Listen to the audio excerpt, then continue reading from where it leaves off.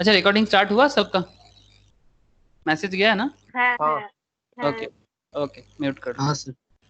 ठीक है, म्यूट कर लो। अच्छा, तो जो मैं बात कर रहा था, मेनली जो फोकस पॉइंट है कि बेसिक शेयर मार्केट का तो जानेंगे, बट मुझे ये भी कहना है कि रिसेंट लेवल में गवर्नमेंट जो डिसीजन लिया इकोनॉमी को बूस्ट अप करने के लिए, जैसे अभी मैं मृत्युंजय को पूछ रहा था, मृत्युंजय बोला कि सर 8 तारीख से ऑफिस ज्वाइन करना है। मृत्युंजय बस एग्जाम्पल के तौर पे मैं ले रहा हूँ, don't take it personally, but एक एग्जाम्पल है और जो रियलिटी भी है। मतलब not only this is not just example, it's a hardcore reality कि सीरियसली मैक्सिमम कंपनी का सिचुएशन एक सिचुएशन सबके लिए एक डाउनग्रेडेड है। तो जैसे कंपनी बोल रहा है ना कि मैं पर्सनल जो पिकअप नहीं दे सकता, तुम्हें खुद ही आना पड़ेगा कंपनी में, तो ये एक हार्डकोर रियलिटी है कि बहुत सारा, चाहे सर्विस इंडस्ट्री हो चाहे मैन्युफैक्चरिंग इंडस्ट्री हो, सबके लेवल पे, specially manufacturing specially as well as service level पे बहुत ज्यादा डाउनग्रेडेड हुआ है। तो गवर्नमेंट ऑफ इंडिया ने एक प्लेटफॉर्म दिया सबको, लेकिन पॉइंट ये है कि क्या सबको ये प्लेटफॉर्म ले पाएगा? स्पेशली वेस्ट बंगाल में तो इस पर्टिकुलर प्रोजेक्ट के बारे में कुछ नहीं बोला जा रहा है। मतलब अपना जो वेस्ट बंगाल गवर्नमेंट की तरफ से फिनेंस मिनिस्ट्री, वेस्ट बंगाल में भी अपना फिनेंस मिनिस्ट्री ऑफ स्टेट है, बट उसके तरफ से भी अभी तक किसी भी तरह का प्रमोशन नहीं है कि भाई सेंट्रल गवर्नमेंट का प्रोजेक्ट लिया जाए। ठीक है, मतलब किसी भी तरह का कुछ नहीं है। लेकिन गवर्नमेंट का ये प्रोजेक्ट सबके लिए है, ऑल ओवर इंडिया ये एप्लीकेबल है। अब मेरे को ये आज शेयर मार्केट के क्लास में क्यों कहना है, क्योंकि शेयर मार्केट टिका हुआ है इंडियन बिजनेस एनवायरनमेंट पे, और इंडिया का बिजनेस एनवायरनमेंट के पॉलिसी किसके हाथ पे है? गवर्नमेंट ऑफ इंडिया के हाथ पे है। और करेंटली जो गवर्नमेंट जिस हालत से जा रहे हैं, जिस तरह से हम सबको एकदम घर के अंदर बंदी है, तो जस्ट इमेजिन कि अगर सबको घर के अंदर, तो फिर काम कौन कर रहा है? अभी तो काम कर रहा है सिर्फ दो ही, मतलब दो sector, one is defence, another is health. अब आप लोगों को पता है कि health sectors and defence sectors, ये दोनों सेक्टर से पैसा आता नहीं है, ये दोनों सेक्टर्स को फंडिंग करना पड़ता है। दैट मीन्स आमदनी अट्ठानी भी नहीं है, अट्ठानी मतलब 50 पैसा, 50 पैसा आमदनी, मतलब गवर्नमेंट का इनकम 50 पैसा नहीं है, लेकिन गवर्नमेंट की तरफ से 500 के ज्यादा खर्चा हो रहा है। तो कॉन्सेप्ट यही है कि अगर गवर्नमेंट को रिसेंट ट्रेंड में जो, मतलब सोसाइटल प्रॉब्लम है, जो चाहे कोविड 19 का प्रॉब्लम हो, चाहे वेस्ट बंगाल में डिवेस्टेशन जो हुआ है उसका प्रॉब्लम हो, गवर्नमेंट के पास पैसा है ही नहीं। अब अगर गवर्नमेंट के पास पैसा है ही नहीं, तो फिर गवर्नमेंट किस तरह से इकोनॉमी को बूस्ट अप करेगा? बहुत लोग सोच रहे हैं कि हमें आगे जाके बहुत जॉब मिलेगा, लेकिन इस पे भी एक बहुत बड़ा क्वेश्चन मार्क है। मैं ये नहीं बोल रहा हूँ कि जॉब नहीं हो सकता, बट क्वेश्चन ये है कि अगर इकोनॉमी ऐसा स्लो डाउन में जा रहा है, तो क्या करंट लेवल में जो लोग ग्रेजुएट होंगे, जो लोग चार्टर्ड बनेंगे, जो लोग सीएस बनेंगे, जो लोग स्टॉक मार्केट प्रोफेशनल बनेंगे, क्या उनको भी जॉब मिल जाएगा? This A question. मैं ये नहीं बोल रहा हूँ कि नहीं मिलेगा, नहीं मिलेगा, ऐसा नहीं। मेरा सवाल उठ रहा है, ऑलरेडी जो लोग, ऑलरेडी बहुत सारा जॉब कट हो चुका है, आप लोगों के पास खबर है। तो पॉइंट ये है कि अगर इतना जॉब कट हो रहा है, इतना सारा जॉब और नया जॉब जो क्रिएट होने वाला था, वो क्रिएशन बंद हो रहा है, तो इस सिचुएशन में लड़ने के लिए हमारे पास है क्या? तो सेंट्रल गवर्नमेंट ने जो प्रोजेक्ट दिया, ये मुझे पसंद है। प्रोजेक्ट का एप्लीकेशन या इम्प्लीमेंटेशन कैसे होगा, इस पे डाउट तो है। इंडिया में कोई भी प्रोजेक्ट इम्प्लीमेंट करना है, क्योंकि इंडिया में ना बहुत सारा चीज निकलते हैं, लेकिन उसका इम्प्लीमेंटेशन होना इतना आसान नहीं है। इसमें सवाल है कि सच में इम्प्लीमेंटेशन कितना होगा, और वो अगर इम्प्लीमेंटेशन हो जाए, जिसको हम लोग आत्मनिर्भर भारत का जो एक प्रोग्राम है, बहुत डिटेल से मैं आप लोगों के सामने लाऊंगा आज, उसके साथ शेयर मार्केट का ताल्लुक तो बहुत सारा है। क्योंकि शेयर मार्केट का जो करंट लेवल है, जितना सारा कंपनी लिस्टेड है और उसका जो करंट परफॉर्मेंस चल रहा है, वो तो बस एक एक ट्रेंड है। मतलब है, एक कंपनी है, नॉर्मल बिजनेस चल रहा है, तो शेयर मार्केट भी एक अपने हिसाब से चल रहा है। करंटली निफ्टी सेंसेक्स का क्या सिचुएशन है, मैं आप लोगों से थोड़ा जानना चाहूंगा। 9500 का देखा लास्ट। 9500 निफ्टी? कब? आज? हाँ सर। आज तो नहीं है, कल का जो आज तो सैटरडे है। हाँ, आज तो सैटरडे कल है। तो कल देखा था शायद 9500 समथिंग नाइन उठा था थाउजेंड थोड़ा। Five eighty 9580। 2 दिन। हाँ 2 दिन से ऊपर जा रहा है। कल हाँ, गया था और पहला दिन भी गया था। সেন্সেক্স 32 আস্তে আস্তে 24। হ্যাঁ বল। আস্তে আস্তে লকডাউনটা ওঠার ফলে তোমার আমাদের যে हाँ, অটোমোবাইল मार्केट সেক্টরটা রয়েছে मार्केट हाँ, मार्केट আস্তে अप আস্তে গ্রোথ করছে, हाँ, আপ मार्केट अप হচ্ছে। हुआ है। क्योंकि लॉकडाउन धीरे धीरे ओपन हुआ है, तो धीरे धीरे शेयर मार्केट में भी ये ग्रोथ आया है।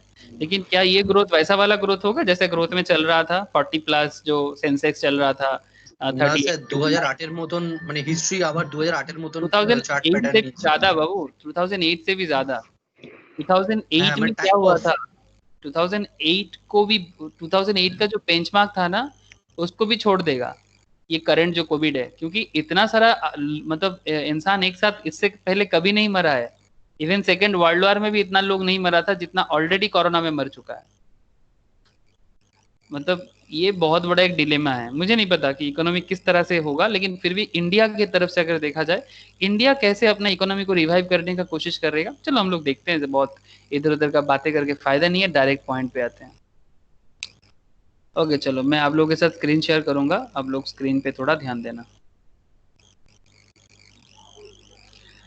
अच्छा, सबसे पहले मैं उसी में जाऊंगा। हाँ, सबसे पहले मैं आत्मनिर्भर भारत पे जाऊंगा, उसके बाद मैं स्टॉक मार्केट में बात करूंगा।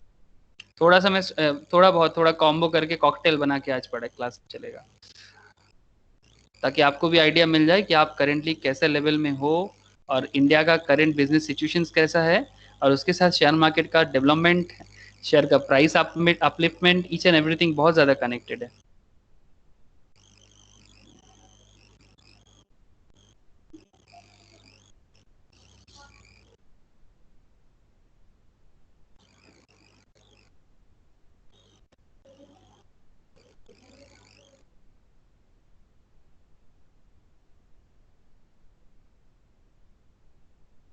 स्क्रीन शेयर हो रहा है ना?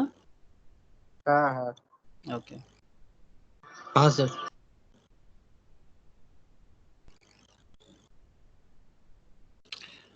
तो देखो, हम लोग आज दो चीज़ पढ़ेंगे। एक, इंट्रोडक्शन टू स्टॉक मार्केट, ठीक है, स्टॉक मार्केट का इंट्रोडक्टरी पार्ट जानेंगे। और स्टॉक मार्केट के इंट्रोडक्टरी में आज हम लोग ये बात पढ़ेंगे कि व्हाई शुड वन इन्वेस्ट। हाँ, स्टॉक मार्केट में ये हम लोग बात करेंगे कि किसी को इन्वेस्ट क्यों करना है। मतलब ऐसे हम लोग सोचते हैं ना, इन्वेस्ट करने के लिए हम लोग इतना दिमाग खराब करते कि इन्वेस्ट करना है। और जब से ये लॉकडाउन हुआ है और जिस तरह से कोविड के कारण हम लोग घर पे सब कोई क्वारंटाइन में या लॉक मतलब एकदम फुल्ली लॉक्ड है, तो उसके बाद इन्वेस्ट करने के बारे में बहुत सारा लोग सोचना भी भूल गए होंगे। जो मतलब इससे पहले मतलब उछल कूद कर रहे थे कि अभी इन्वेस्ट करें, अभी इन्वेस्ट करें, क्योंकि सबको पता ही नहीं चल रहा था कि इकोनॉमी किधर रन हो रहा है, इकोनॉमी দাদা किधर আমার जाएगा। हाँ হ্যালো, बोलो। हाँ बोलो। আমি ভেবেছিলাম দাদা কিছু তো একটা হালচাল হবে, তাই জন্য মানে আমার ঠিক পজিশনটা নিতে পারিনি। বাট এখন মোটামুটি তাও অনেকটা রিকভারি করেছি। ওই মার্চের দিকে আমি ভেবেছিলাম যে এস্টিমেট এতটা কিছু হবে না, লকডাউন হবে তাও কম হবে। তো তাই জন্য আমি নতুন একটা ইনভেস্টমেন্ট বাড়িয়েছিলাম 5,000 থেকে, ওটা এক্সটেন্ড করে মানে 5,000 নতুন ইনভেস্ট করেছি মার্চে তোমার পারাক তখন 28% লস ছিল। এখন ওটা রিকভারি করে আজকে ওপেন করলাম 5% লস, ওর মধ্যে আবার অ্যাডিশনাল ইনভেস্ট করেছি 3,000। अच्छा, पारंपरिक म्यूचुअल फंड के बारे में बात कर रहा এটা কি था। হ্যাঁ মিউচুয়াল হ্যাঁ, ফান্ড? हाँ, पारंपरिक म्यूचुअल फंड के बारे में बात, इक्विटी फंड था क्या? Equity equity long term equity equity fund होता तो था। इक्विटी रहा। हाँ, 18% लॉस में चल रहा था, रिकवर करके 20 5% पे गया। चलो अच्छा है, लॉस जितना जल्दी कवर हो जाए। আমি আমার সব दादा সব মিউচুয়াল ফান্ড স্টেক বিক্রি করে দিয়েছি 10,000 अच्छा, টাকা। गोपी ने अपना सारा का सारा म्यूचुअल फंड सेल कर दिया है। मोहितोष কি ने বলছো कुछ नया किया? हाँ हाँ কি क्या বলছো দাদা, क्या আজও किया তো मोहितोष? अच्छा ठीक है, रुक वो जा। पहले 28% लॉस था यस बैंक पे, अच्छा। फिर लॉस आ गया एसबीआई में 38 के अगर करीब, कुल मिला के 50% लॉस। 50% लॉस देन ये एक महीने में इन्वेस्ट किया 10% अभी प्रॉफिट में चल रहा है टोटल। किसमें? बहुत सारे में आप अदानी पोर्ट है, वोडाफोन है, टोटल 15,000 का इन्वेस्ट हुआ है 1500 तो 10% प्रॉफिट है जेके तेरा? पेपर जेके पेपर 15,000 में 16,000 कितना 1500 का करीब प्रॉफिट है। আমি ওকে হেল্প করেছি দাদা अरे ও बाप रे, প্রফিটে। रोशनी भी आजकल लाइन पे आ गया। বুঝলে দাদা, हाँ बोलो।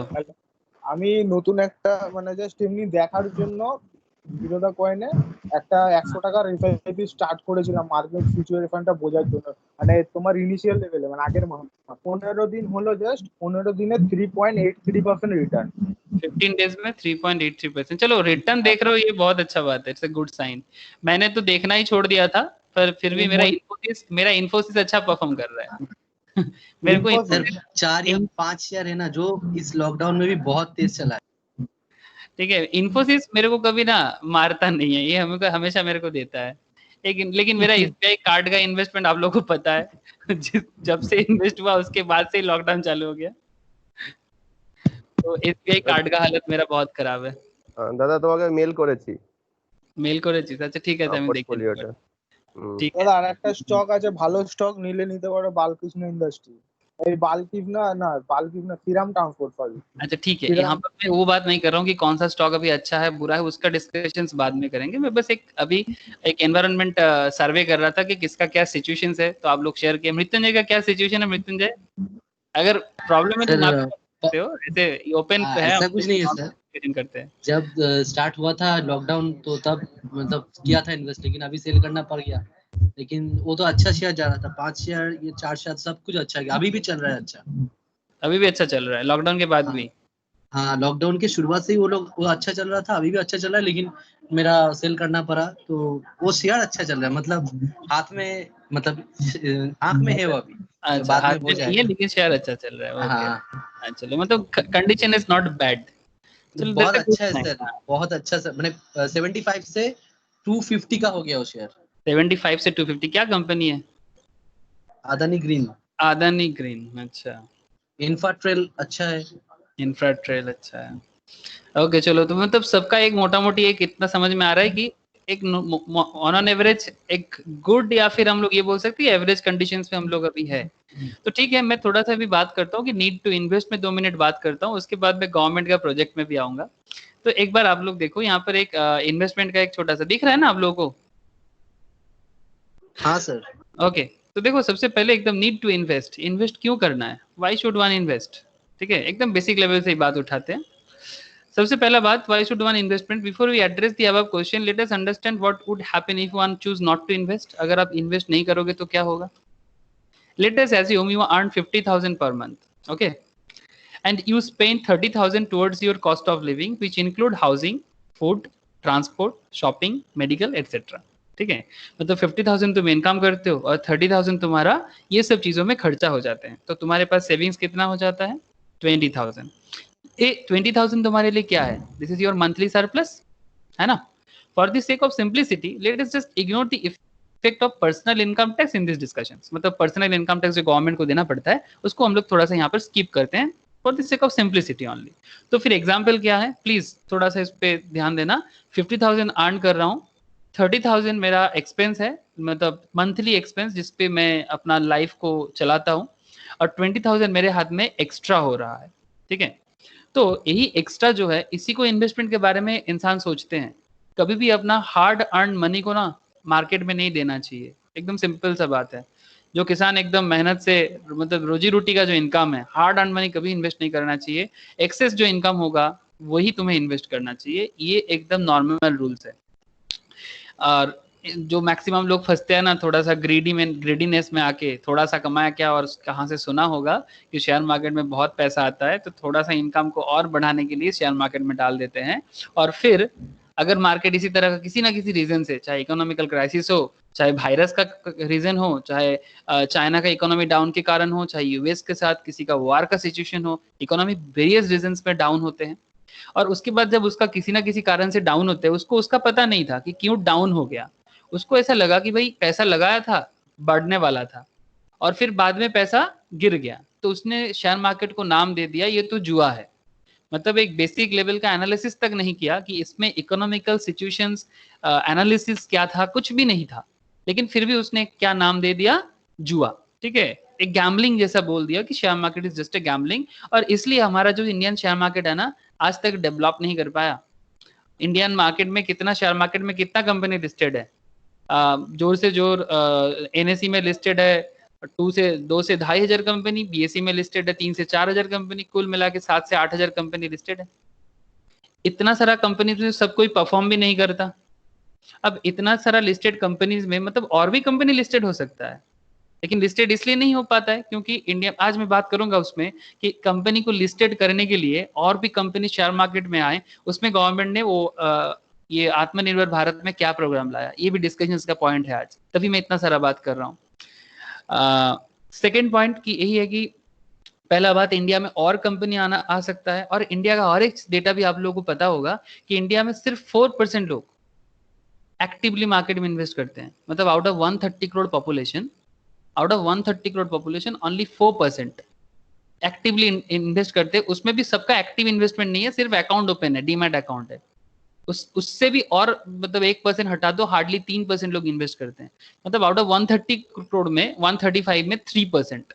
मतलब जस्ट इमेजिन कि इंडिया में अभी भी कितना ग्रोथ का जगह है, लेकिन वो ग्रोथ हम लोग अभी भी नहीं बना पा रहे। क्यों?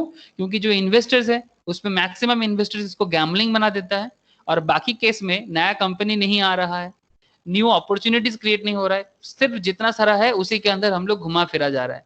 ग्रोथ हो रहा है लेकिन बड़ा स्लो है, जितना होना चाहिए इंडिया का पोटेंशियलिटी जितना है उससे काफी कम।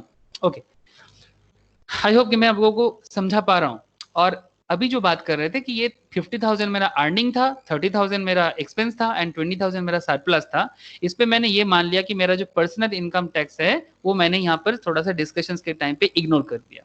अब पॉइंट क्या है? To drive the point across, let us make few simple assumptions. The employer is kind enough to give you a 10% salary hike every year. आपका एम्प्लॉयर आपको हर साल 10% का सैलरी हाइक करता है। अगर आप करेंटली 50,000 में हो तो नेक्स्ट ईयर आपका सैलरी 10% में इंक्रीज होगा। ऐसा हो जाए तो बहुत अच्छा, ऐसा एम्प्लॉयर हर एक को मिले। उसके साथ साथ जो हमारा कॉस्ट ऑफ लिविंग है, कॉस्ट ऑफ लिविंग जिसको हम लोग कहते हैं इकोनॉमिक्स में इन्फ्लेशन कहते हैं, महंगाई 8%, मतलब 10% इज माई सैलरी इंक्रीमेंट और 8% महंगाई। जैसे नॉर्मली मार्केट में अवेलेबल होता है 6 to 7% जो इन्फ्लेशन इंडिया में ऐसे ही अवेलेबल है।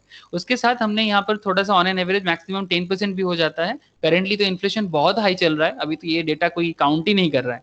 करेंटली जब से कोरोना ये प्रॉब्लम हुआ है इन्फ्लेशन रेट बहुत हाई चल रहा है, लेकिन अभी इस डेटा पे कोई गौर ही नहीं कर रहा है। तो एक एवरेज मान के चलते हैं कि 8% एवरेज इन्फ्लेशन रेट है इंडिया में, मान के चलते हैं। अभी नॉर्मली 6-7% भी होता है अच्छा जब चाहता है, लेकिन फिर भी एक 8%। चलो, you are 30 years old and plan to retire at 50। तुम्हारा उम्र अभी 30 साल का है और तुम 50 में रिटायर करोगे। मतलब थोड़ा फॉरेन टाइप का एटीट्यूड। फॉरेन में जो लोग होते हैं नॉर्मली न्यूजीलैंड ऑस्ट्रेलिया जैसे डेवलप जो कंट्रीज है वो ऐसे ही सोचते हैं कि मेरा उम्र अभी 30 का है, मैं 50 ईयर्स तक काम करूंगा, 20 साल तक काम करना है और बाकी लाइफ नॉर्मली। तो फिर आपके पास काम करने का वर्किंग लाइफ कितना है? 20 more years टू अर्न। मतलब आप 20 साल अर्न करोगे।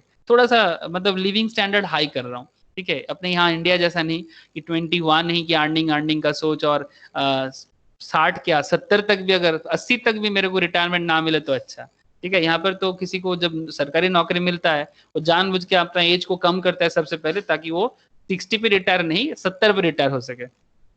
ये मेंटेलिटी इंडियंस का चलता है। हम लोग उस मेंटेलिटी पे काम नहीं करेंगे, हम लोग थोड़ा सा बेहतर डेवलप नेशंस की तरह सोचेंगे।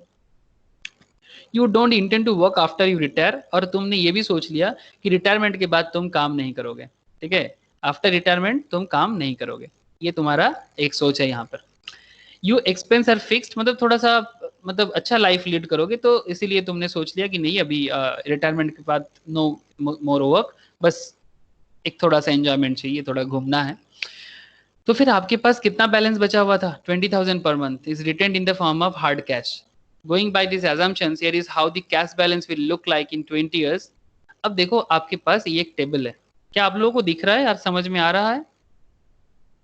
हाँ सर, दिख रहा है सर। ओके, हाँ। दिख भी रहा है, समझ में भी आ रहा है ना? हाँ ओके, मैं एक्चुअली में हाँ एक सर। रियल डेटा लिया कि हर एक इंडिविजुअल्स को क्या सोचना चाहिए अपने लाइफ में इन्वेस्टमेंट के बारे में। इन्वेस्टमेंट कब करोगे आप? जब आप इनकम करोगे तब ना इन्वेस्टमेंट करोगे, है ना। आपके पास इनकम नहीं, आप क्या इन्वेस्टमेंट का सोचते हो?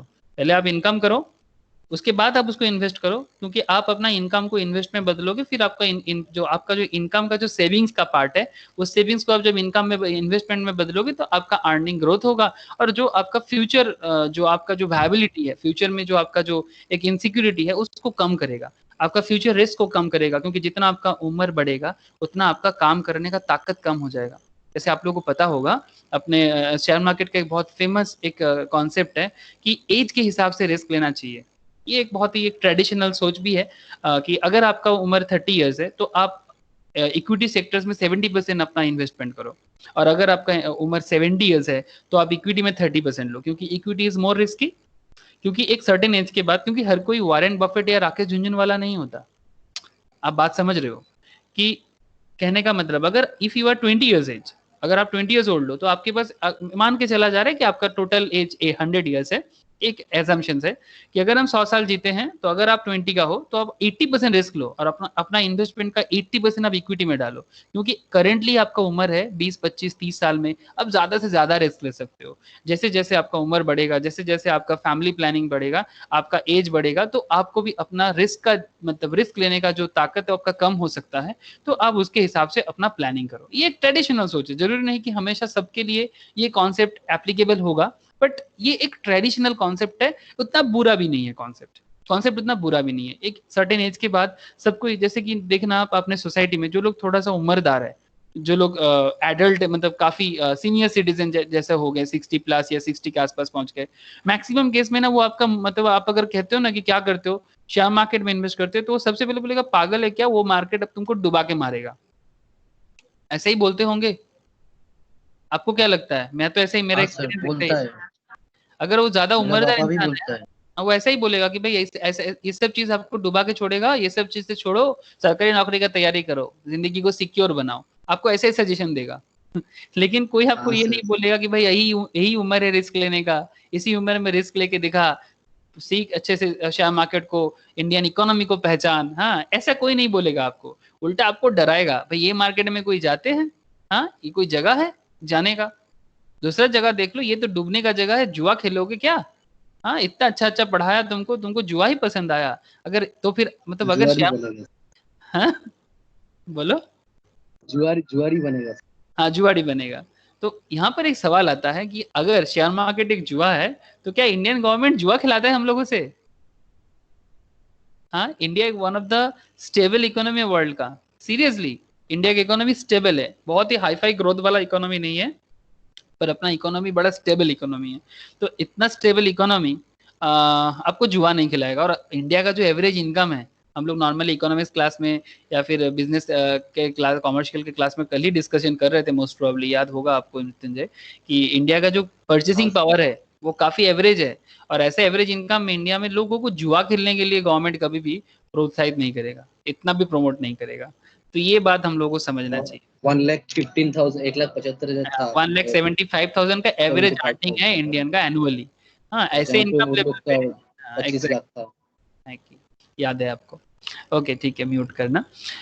तो टोटल कैश बैलेंस ये 20 इयर्स, ये जो एक टेबल है यहाँ पर ना, ये कैलकुलेशंस के लिए मुझे आपको कैलकुलेशन दिखाना पड़ेगा। मैं आपको लास्ट में कैलकुलेटर शो करके दिखा दूंगा किस तरह से यहाँ पर मुझे दिखाना, नॉर्मली मैं फेस टू फेस में बड़ा इजीली दिखा देता है इसको, पर यहाँ पर मुझे आपको शो करना पड़ेगा कैलकुलेशन कैसे होता है। बाकी आप कैलकुलेट ऐसे भी कर सकते हो। जैसे कि अगर मानो कि आप 50,000 कमा रहे थे, तो आपका ईयरली इनकम कितना हो जाएगा? 6 लाख का है ना, 50,000 इंटू 12 करके 6 लाख हाँ का। सर, आपका हाँ सर। ईयरली, आपका ईयरली एक्सपेंस कितना हो जाएगा? 3,60,000 का, क्योंकि आप 30,000 करके एक्सपेंस करते हो, है ना?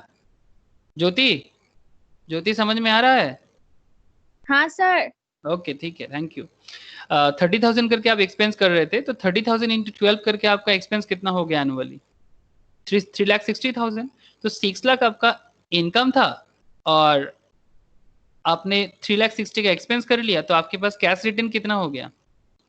कैश रिटर्न हो गया 2,40,000 का। तो ये कैश रिटर्न क्या है? आपका सेविंग्स है।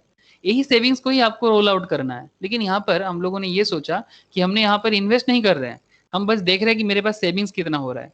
अब हमारा एजम्पशंस आपको याद होगा, एकदम स्टार्टिंग में हमारा एजम्पशंस क्या था? To drive the point across, let us make few simple assumptions. 10% salary hike every year, हाँ, और 8% इन्फ्लेशन। याद है ना? 10% सैलरी हाइक और 8% इन्फ्लेशन, ये दोनों पॉइंट हमें अभी यूज करना है। कैसे यूज करेंगे? देखो, जैसे आपका ईयरली इनकम 6 लाख था, तो 6 लाख का 10% कितना हो जाता है? 60,000। तो 60,000 आपका क्या हो गया? इनकम आपका ग्रो हुआ 1 ईयर में, और एक्सपेंस भी आपका 8% में ग्रो होगा। अब आपके पास अगर कैलकुलेटर है तो जस्ट पुट करो 3,60,000 के ऊपर आप 8% लगाओ, तो देखना आपको एक्स्ट्रा इतना हो जाएगा, 3,88,800 हो जाएगा। तो ये जो एक्स्ट्रा हुआ 3,60,000 से 3,88,800, तो फिर आपका अभी न्यू कैश रिटर्न क्या हो जाएगा? सेविंग्स 6,60,000 से 3,88,800 आपको लेस करो, ठीक है, तो आपको मिल जाएगा 2,71,200। दैट मीन्स आपका कैश रिटर्न 2,40,000 था फर्स्ट ईयर में, फर्स्ट ईयर के एंड में। सेकेंड ईयर के एंड में आपका कैश रिटर्न कितना हो गया? 2,71,200। क्या ये कैलकुलेशन क्लियर हो रहा है ना आप लोगों को? मैं ज्योति को पूछूंगा, हाँ सर। हाँ सर कैलकुलेशन ओके। तो अगर ये कैलकुलेशन क्लियर है तो आगे का सिनेरियो भी क्लियर हो रहा है आपको कि मुझे 20 इयर्स का प्लान बनाना है ना? एक प्लानिंग करके चलना चाहिए कि नहीं चाहिए? थोड़ा बहुत तो प्लानिंग होना चाहिए, जैसे गवर्नमेंट प्लानिंग करता है, ठीक है? तो सबका एक अपना फाइनेंशियल प्लानिंग होना चाहिए। हम लोग ये फाइनेंशियल प्लानिंग के कारण ही तो ये शेयर मार्केट क्लास के लिए सोचते हैं। Financial planning of personal level पे, बिजनेस लेवल पे, हर एक जगह में अलग अलग होता है। बिजनेस लेवल का फाइनेंशियल प्लानिंग एक देखना पड़ता है जो लोग बिजनेस करते हैं, और ये फाइनेंशियल लेवल पर्सनल लेवल पे देखना पड़ता है। तो ये देखो आप कि आपका एनुअल इनकम फिर 10% करके हाइक हो रहा है, बढ़ रहा है, और आपका एक्सपेंस भी 10% 8% करके इंक्रीज हो रहा है। तो सिमिलरली आपका कैश रिटर्न भी एक इंक्रीमेंट में जा रहा है। अगर ऐसा करते करते हम लोग 20 इयर्स के एंड पे जाके पहुंचे, ठीक है, 20 इयर्स के एंड पे जाके पहुंचे, तो टोटल मतलब जितना सारा है ये सारा का सारा को टोटल करना, ठीक है, एकदम 1 से लेके 20 तक सबको टोटल करके आपके पास कितना पैसा आ रहा है देख पा रहे हो? 1,78,00,000। क्या दिख रहा है आप लोगों को? 1,78,00,000 दिख रहा है ना? दिख रहा हाँ है। Sir okay, thank you. इसका मतलब आप जितना भी इनकम किए उस इनकम से आपके पास इस तरह से ऐड कर करके आपके पास एंड ऑफ 20 इयर्स, मतलब जब आपका एज कितना हुआ अभी यहाँ पर 50 इयर्स, जब आपका एज 50 इयर्स हुआ तो आपके पास 1.7 करोड़ एक्सपेंस करने के लिए बचा, है ना? तो ये 1.7 करोड़ से आपका उम्र जब 50 इयर्स हो जाएगा तब इन्फ्लेशन रेट भी और हाई हो जाएगा, लेकिन फिर भी हम लोग for the sake of simplicity ये मान लेंगे कि उतना ही चल रहा है। जैसे कि यहाँ पर कुछ पॉइंट्स मैंने फिर से दिया, देखो आप, few things are quite startling from the above calculation. After 20 years of hard work you have accumulated rupees 1.7 crore. Okay, since your expenses are fixed, your lifestyle has not changed over the years. आपने अपना lifestyle को भी changes नहीं किया। You probably even suppressed your lifelong aspirations. आपके जीवन के बहुत सारा शौक है, वो शौक को भी आपने साइड पे रखा। जैसे कि आपको एक बहुत अच्छा बंगला बनाना था, better home, better car, vacation, आप कहीं छुट्टी पे भी नहीं गए, ठीक है? जिंदगी भर सिर्फ 10 से 5 का नौकरी, और फिर घर आना, फिर फ्रस्ट्रेशन घर पे निकालना, और फिर सुबह होते से फिर से नौकरी पे निकल जाना। This is your life. Income आपने किया, और end of the 50 years age के बाद after you retire, assuming the expense will continue to grow at 8%, मतलब हम लोग मान लिए कि हमारा जो इन्फ्लेशन रेट चल रहा था वो 8% ही है, ठीक है? तो 1.7 करोड़ में आप और कितना दिन चला सकते हो? Good enough to sail you through the रफली फॉर अबाउट 8 इयर्स। आप कैलकुलेट करके देख सकते हो बाद में। ये 1.7 करोड़ अगर सिमिलर लेवल पे आपका मतलब इन्फ्लेशन रेट सिमिलर लेवल पे अगर 8% करके आपके एज जब 30 ईयर से लेके 50 ईयर्स तक जाता है, और आप उसके बाद 1.7 करोड़ आपके हाथ में है, और उस 1.7 करोड़ से आप सिमिलर लाइफस्टाइल जियोगे, और 8% का इन्फ्लेशन रेट है, ठीक है? तो आप और कितना दिन जी सकते हो? एक चीज याद रखना, आपने यहाँ पर डिसाइड किया था कि आप 50 में रिटायरमेंट लोगे, क्योंकि कुछ साल आप खुद को देना चाहते हो, वही फ्रस्ट्रेशन का 10 से 5 का लाइफ आपको नहीं चाहिए था, तो इसलिए 50 के बाद आपका इनकम कुछ नहीं रहेगा, ठीक है? तो ये हम लोग का एक एजम्पशन है। कोई अगर इंडियन माइंड सेटअप में हो तो आप 50 की जगह 60 सोच सकते हो, it's fully up to you, but हमने यहाँ पर एजम्पशन रखा है कि 50 के बाद आप थोड़ा फ्रीली घूमना चाहते हो। लेकिन ये 1.7 करोड़ से आप अपना लाइफस्टाइल को अगर ज्यादा भी नहीं बदलोगे, सिर्फ अपना लाइफ को लीड करने के लिए, मतलब only for living your normal retirement life, 8th year onwards will be very tight spot to literally no savings left to back you up. What would you do after you run out of the money? मतलब 8 साल में आपका 1.7 करोड़ खत्म हो जाएगा। ये आप खुद भी कैलकुलेशन करोगे, आपको मिल जाएगा। 8 साल में जैसे ही आपका सेविंग्स खत्म हो जाएगा, उसके बाद आपका क्या होगा? और सिर्फ आपका खुद का लाइफ नहीं होगा, 58 का जब आप हो जाएंगे, आपका बच्चा लोग काफी बड़े हो जाएंगे, उनका भी नीड बढ़ जाएगा, आपका फैमिली और जिम्मेदारियां बढ़ेंगे, ठीक है? तो how do you fund your life? उस काइंड परफेक्ट सिचुएशन में आपका तो जिम्मेदारी, आपका रेस्पॉन्सिबिलिटीज काफी हाई हो जाएगा। इवन आज आप अपने पापा, मतलब आप लोगों का जो पेरेंट्स है, आप उन पे देख सकते हो कि उनका कितना रिस्पॉन्सिबिलिटीज है, और घर पे मैक्सिमम प्रॉब्लम किस रीजन में होता है? क्योंकि जितना समय के साथ लोगों का एज बढ़ता है, और एज के साथ साथ लाइफ, मतलब लाइफ का जो रेस्पॉन्सिबिलिटीज है ना, वो भी बढ़ता है, और जैसी रिस्पॉन्सिबिलिटीज के साथ साथ आपने अगर कुछ अच्छा नहीं कर पाए ना, तो जैसे एक सर्टेन एज आ जाता है ना, 50 प्लस का एज आ जाता है ना, तो देखना मैक्सिमम घर में, मैं 99.999% इंडियन फैमिली में ये चीज देखता हूँ, चाहे वो अंबानी का घर ही क्यों ना हो, उनका डिमांड उनके जैसा, लेकिन एक सर्टेन एज के बाद उनको भी ना दिक्कत होता है, अगर वो टाइमली, अगर वो प्रॉपर टाइम पे प्रॉपर डिसीजंस नहीं लिया अपने फाइनेंशियल लेवल को डेवलप करने के लिए, तो उनको दिक्कत में पड़ना पड़ता है। ठीक है, तो इसलिए मतलब सिर्फ अपना लाइफ नहीं होता है किसी एक इंसान का, चाहे वो साधु ही क्यों ना हो, योगी क्यों ना हो, उसके ऊपर भी बहुत सारा लोग डिपेंड करते हैं। तो पॉइंट ही है कि अगर 50 के बाद आप और 20 साल जियोगे, ठीक है, 50 के बाद 20 मतलब 70, ठीक है, 70 में चलो मर जाते हैं, लेकिन फिर भी 20 साल भी जीना है, लेकिन आपका 8 साल में आपका 1.7 करोड़ खत्म, तो अगला 12 इयर्स क्या बच्चों लोग के सामने हाथ फैलाओगे? हाँ, फिर बच्चा लोग बोलेगा चलो ओल्ड एज होम में दे के आते हैं, जो एक करंट पैटर्न हम लोग आजकल देखते हैं। हाँ, अच्छा बुरा भला में बात नहीं करेंगे, that is not our discussion topic, उसके लिए सोशल का क्लास करेंगे कभी उसके लिए एक क्लास है, बिजनेस लॉ एंड एथिक्स बोल के एक पेपर होता है, लॉ में नहीं एथिक्स में पढ़ा जाता है, ठीक है, एथिक्स क्या होता है लाइफ का, उसमें भी चर्चा करेंगे। Let's consider another scenario as per table 1.2 in the following page, where instead of keeping in cash idle, देखना, instead of keeping cash idle, you choose to invest the cash in an investment option that grows at let's say 12% per annum. आपने सोचा कि कम से कम जहां पर मुझे 12% return मिले, मैं कम से कम मेरा पैसा वहां इन्वेस्ट करूं। For example in the first year आपका रिटर्न कितना हो रहा था, 2,40,000, which when invested at 12% per annum for 20 years, अगर आप 2,40,000 मतलब 2,40,000 वाला यही ना, देखो फिर से एक टेबल है जिसपे आपने, मतलब वो पहला टेबल था कि आपने इन्वेस्टमेंट नहीं किया था, ये सेकेंड टेबल है जिसमें आपने इन्वेस्टमेंट किया, और जैसे आपने इन्वेस्टमेंट किया और आपके पास जो 2,40,000 का कैश रिटर्न हो रहा था फर्स्ट ईयर में, यही 2,40,000 अगर आप एंड ऑफ फर्स्ट ईयर में इन्वेस्ट करते हो फॉर दी 19 ईयर्स, क्योंकि 20 ईयर्स का है और 1 ईयर के एंड में आपके हाथ में 2,40,000 बचा है, अगर यही पैसा आप 19 ईयर्स के लिए 12% इंटरेस्ट में इन्वेस्ट के लिए छोड़ देते हो, तो आपका अमाउंट इतना हो जाता है, दैट इज 20 लाख 67,063, 2,40,000 12% रेट पे 19 ईयर्स बाद, मतलब 20 साल के एंड पे आपके हाथ में होगा 20,67,063। ऐसे प्योर कैलकुलेशन, मैं आपको कैलकुलेशन दिखाऊंगा लास्ट में, क्योंकि अभी मैं कैलकुलेटर शो नहीं कर पाऊंगा, तो अगर किसी के पास कैलकुलेटर है, अगर उसको आता है वो कर सकता है, आजकल तो मैक्सिमम काम सॉफ्टवेयर ही कर देता है, लेकिन किसी के पास साइंटिफिक है डायरेक्ट मिल जाएगा, इसका एक फॉर्मूला भी होता है, time value of money of financial management में, वो फॉर्मूला भी मैं सिखा दूंगा आप लोगों को, थोड़ा वेट करो, कैलकुलेशन अगर किसी को सीखना है I will learn it later, लेकिन फिलहाल आप इतना जानो कि इतना ही होता है, ठीक है। अब इस तरह से आपके पास जैसे 2,40,000 के बाद 2,71,200, जैसे कि सेकेंड ईयर में आपका कैश रिटर्न बढ़ गया था, आपको याद होगा इस पहले एग्जाम्पल में हम लोग डिस्कशन किए थे, यही 2,71,200 को अगर आप 12% रेट पे इन्वेस्ट करते हो, लेकिन यहाँ पर आपका इन्वेस्टमेंट टाइम कम हो जाएगा। पहला वाला केस में अगर आप 19 ईयर्स के लिए इन्वेस्टमेंट कर रहे थे, इस केस में आपका इन्वेस्टमेंट टाइम कितना हो जाएगा, 18 ईयर्स, क्योंकि आप सेकेंड ईयर के एंड में पैसा डाल रहे हो, तो इस तरह से आपका इन्वेस्टमेंट का टाइम धीरे धीरे कम होता जाएगा। लेकिन 20 ईयर्स के बाद आपके पास जो कैपिटल होगा, आपके पास जो कॉर्पस, इसको बोलते हैं कॉर्पस, आपका saving corpus, investment corpus, corpus मतलब कैपिटल, जिसमें आप अपना लाइफ को लीड करोगे, अपना लाइफ का एस्पिरेशंस को फुलफिल करोगे ओनली बाय इन्वेस्टिंग 12%, जो थोड़ा बहुत बैंक से ज्यादा है और म्यूचुअल फंड का एवरेज इनकम में, मतलब normally maximum mutual fund India में ऑन एन एवरेज ऐसे ही परफॉर्म करता है 11%, 12%, 13%।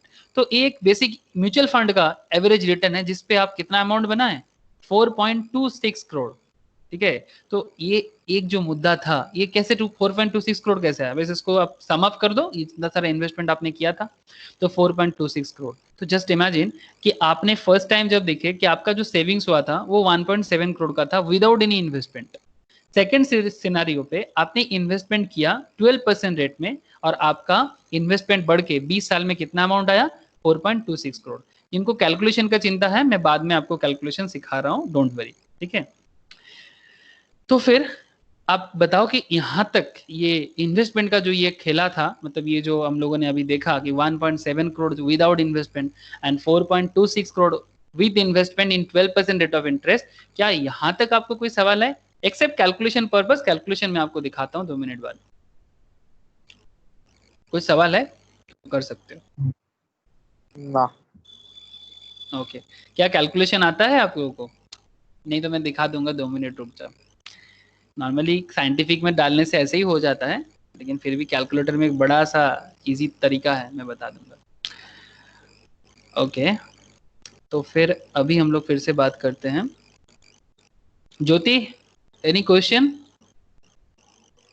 No. ओके, मोहितोष কিছু জিজ্ঞেস করবি নাকি? ना ना ठीक है। ঠিক আছে, ओके। तो फिर ये 4.26 करोड़ से आप क्या क्या कर सकते हो? देखो, यही हम लोग का द मोस्ट इंपॉर्टेंट पार्ट था कि जो भी आपके पास पैसा है, अब इस पैसे को आप कहाँ कहाँ इन्वेस्ट कर सकते हो। An asset class is a category of investment with particular risk and return characteristic. Asset class होता है, एसेट क्लास मतलब आपको एक पर्टिकुलर एसेट पे इन्वेस्टमेंट करना पड़ता है। अब ये एसेट क्लास, अलग अलग एसेट क्लास होगा, और आपको भी अपने लाइफ में इसको आप धीरे धीरे मतलब बाइफरकेट कर सकते हो। जैसे आपके पास कुछ कैटेगरी ऐसे हैं, fixed income instrument, fixed income instrument like bank FDs वगैरह, ठीक है, बैंक एफडी, हाँ, गवर्नमेंट का बॉन्ड, ये देखो मृत्युंजय कल पूछ रहे थे ना, ये देखो sir, fixed income instrument. Sir. Fixed income instrument में यहाँ पर क्या होता है ना, फिक्स्ड इनकम इंस्ट्रूमेंट में सिक्योर्ड पोजीशन है, ये बड़ा सिक्योर्ड जगह है। यहाँ पर आप इन्वेस्ट करोगे ना, तो आपका ना इन्वेस्टमेंट एकदम सिक्योर रहेगा, मैक्सिमम केस में सिक्योर ही रहता है। गवर्नमेंट बॉन्ड्स वगैरह, बैंक का जो एफडी है, हाँ, एकदम फुल्ली सिक्योर्ड मनी। हाँ, आपका यील्ड प्रिंसिपल, फंड बोल रहा था सर, हाँ बोलो। यील्ड फंड के बारे में पूछ रहा था सर। नहीं, तुम यील्ड फंड के बारे में पूछ रहे थे। हाँ, गिल्ड फंड, गिल्ड। अच्छा, गिल्ड फंड, उसमें बाद में बात करते हैं, वो भी गवर्नमेंट बॉन्ड ही होता है, ठीक है, उसमें बाद में बात करते हैं। लेकिन फिलहाल इतना देखो कि fixed bond offered by deposit offered by banks, bond issued by the government of India, ठीक है, bond issued by government related agencies such as हडको, एनएचएआई, मतलब ये गवर्नमेंट रिलेटेड एजेंसीज है जो बॉन्ड इशू करते हैं, ठीक है, मतलब ये इनका इशू करना है, क्योंकि ये सब कंपनीज हार्डको, housing and urban development corporation, और एक है हिडको बोल के अपने वेस्ट बंगाल में, हाउसिंग इंफ्रास्ट्रक्चर डेवलपमेंट कंपनी, ये स्टेट गवर्नमेंट अंडरटेकिंग है, बट वो शेयर मार्केट में लिस्टेड नहीं है, शेयर मार्केट में ये लिस्टेड है हार्डको, ठीक है।